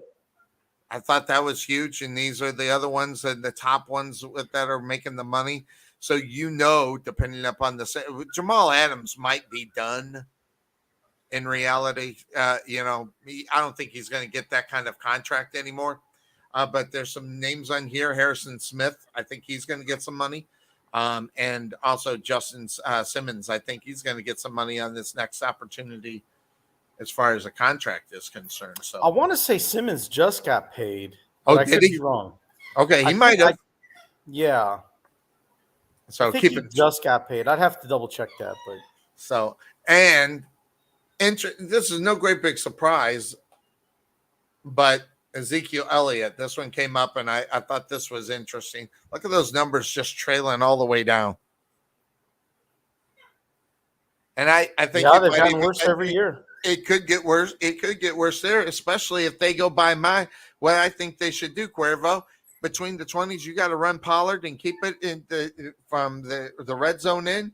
Go ahead and give it to Ezekiel Elliott, so he can feed him more and make him feel like he's worth a crap, which he really isn't, because Pollard could do the same thing, but he's a little bit more of a power runner than Pollard is. So maybe not. I don't know, but that's all I had, except for this the game that's on tonight. Yep. So, that is. See, yeah, I think that. Yep, I covered it all. Man, you got here early. Man, I'm shocked. I'm shocked. Cuervo he threatened to be on time, like right at the top of the hour, but that was okay. But that's one of your earliest days. Watch out. But wife's at work, so yeah. No By the way, next week, is this a good time next week too, or? Yeah, you know what? I think it'd probably be better to keep it right here. Yes.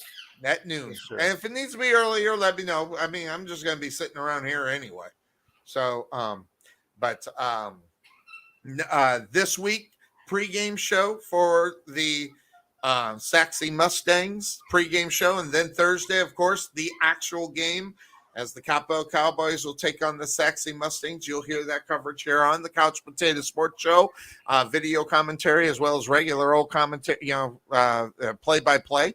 That's going to be good. And then the week after, we get NFC and AFC West, which I'm actually already done. I did that all at the same time because I knew I'd be busy with football coming this week. So I'm all set for NFC and AFC West, and we'll do that on the two-a-days next week.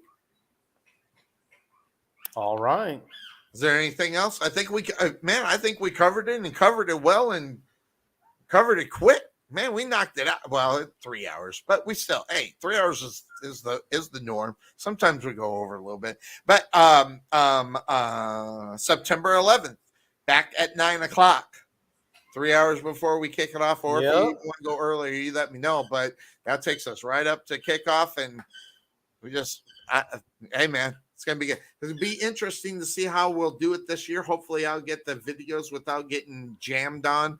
That's what I was getting jammed on a little bit about doing the videos, but I think I found a way around it to where we can continue it if that works. And then of course we have the bragging right pick'em game. I'm going to win that thing, by the way. I'm tired of losing. It's three years in a row I've lost that thing, and I'm not very happy about it. So I'm going to be up on top of it. No more Lion crazy picks, because I figured it out. If I would have picked the Lions to lose, I would have won. So it was the Lions that did me in last year. That's your bad luck team, huh? Oh, man. So anyway, but that's all I got. All you got? That's all I got, Sonny. Wish me luck. I start school this week. Back to it. Yep. Yeah. Back to school. Back Do I feel lucky? I don't know. Well, I'm taking 4 classes, so I think I do feel lucky. Oh, geez, 4 classes? That's a lot, isn't it? I mean. Well, the good thing is 3 of them is online. It's strictly online, so. Well, that is good. Yeah, just follow the assignments, do them, and that's it. You usually pass those kind of things anyway, so Yeah. I do have one. I got night school during the week, couple nights, which means I'm going to miss Monday Night Football this season. I'm going to miss Monday Night Football, yeah. Oh, it's Monday Night Football. Damn. By the way, just let you know, those picks, you can make the picks up until game time, so I left it open that way. I was going to switch it and make it Sunday morning, but I decided to just keep it that way. So I think it's good, 5 minutes before the game starts, because there's always last-second changes, injuries. Yep. Stuff happens, You never know. Someone will get in trouble and they won't play, and they should, and change your whole thinking. So, So, well, that's it. All right, my man.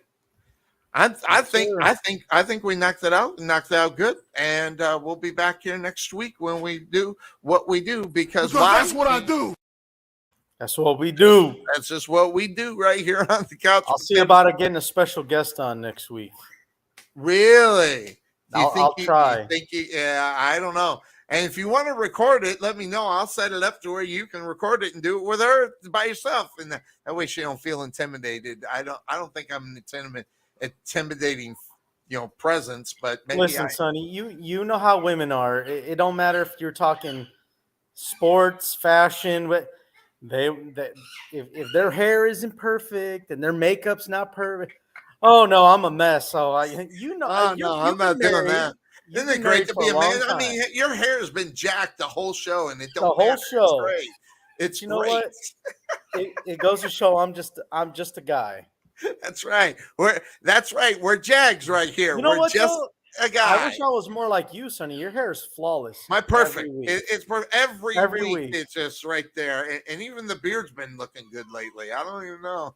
Flawless. Not a hair out of place. Well, that's half my problem. I get the wild hair to go to the left, and I know it's messed up if I look down and I can see it. So because I can't see the beard, but if I see a hair, there's wild hair out of the way. So there you go.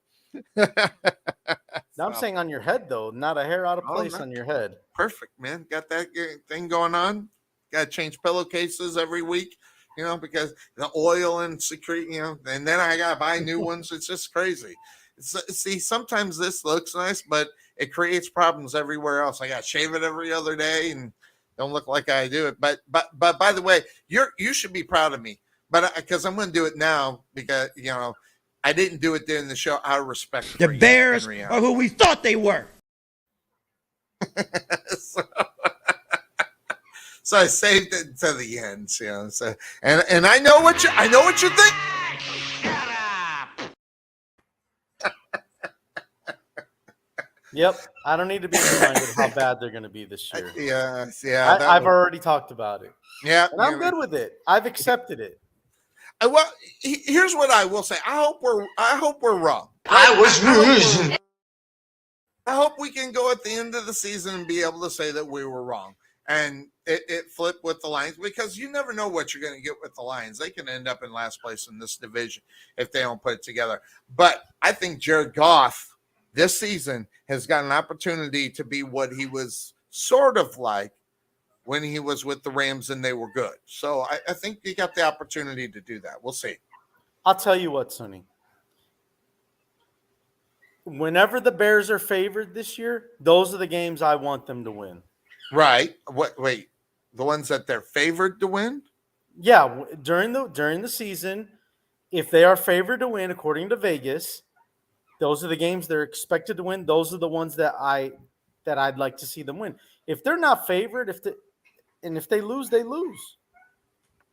My point is that's how I know whether they're being competitive or not.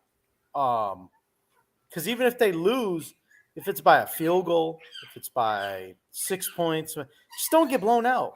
Right. And if you're favored, find a way to win the game because that tells me that as a team, they are right where they need to be. Are you going to pick the Bears when all 17 weeks, or are you going to have to look at it and go again? Good. Because this year I'm gonna beat everybody. I want everybody to be on point. I want to beat you. I'm gonna beat everybody. And Tarvin is and my brother. You know what makes me mad is my brother. He doesn't give a rip. He takes 5 minutes, looks at it, and says that team. And it drives me nuts because what are we doing during the week? We're breaking it down, right? We're like, okay, yeah, okay, but that defense, oh my God! And my brother just says, yeah, that's the problem. Yeah, maybe from now on, our show needs to be 30 minutes long. We spend about 30 seconds on each game. Yeah, yeah. Do it to Dennis Clark, DC Clark. Hey, he won doing that crap. I don't see know. that's your IQ, buddy. 0. There you go. Coach said it best. Got to get the coach in, so it is what it is. All right, my man. I hope you have a great rest of your day. When's your old lady getting home? Not till this evening, probably about 5 or 6 o'clock. God, so earlier, and then you can get the honeydew list done too. So I got to head to Sam's Club right now. Yeah, so you got to get that honeydew list out of the way and get it all set. All right, then that's going to do it for us here on the Couch Potato Sports Show. Make sure you again this week. Look out for this week. pregame show Wednesday, game on Thursday, right back here on Sunday. Long week, hopefully a short week here on the Couch Potato Sports Show. We're out of here, everybody. Take care. Bye-bye.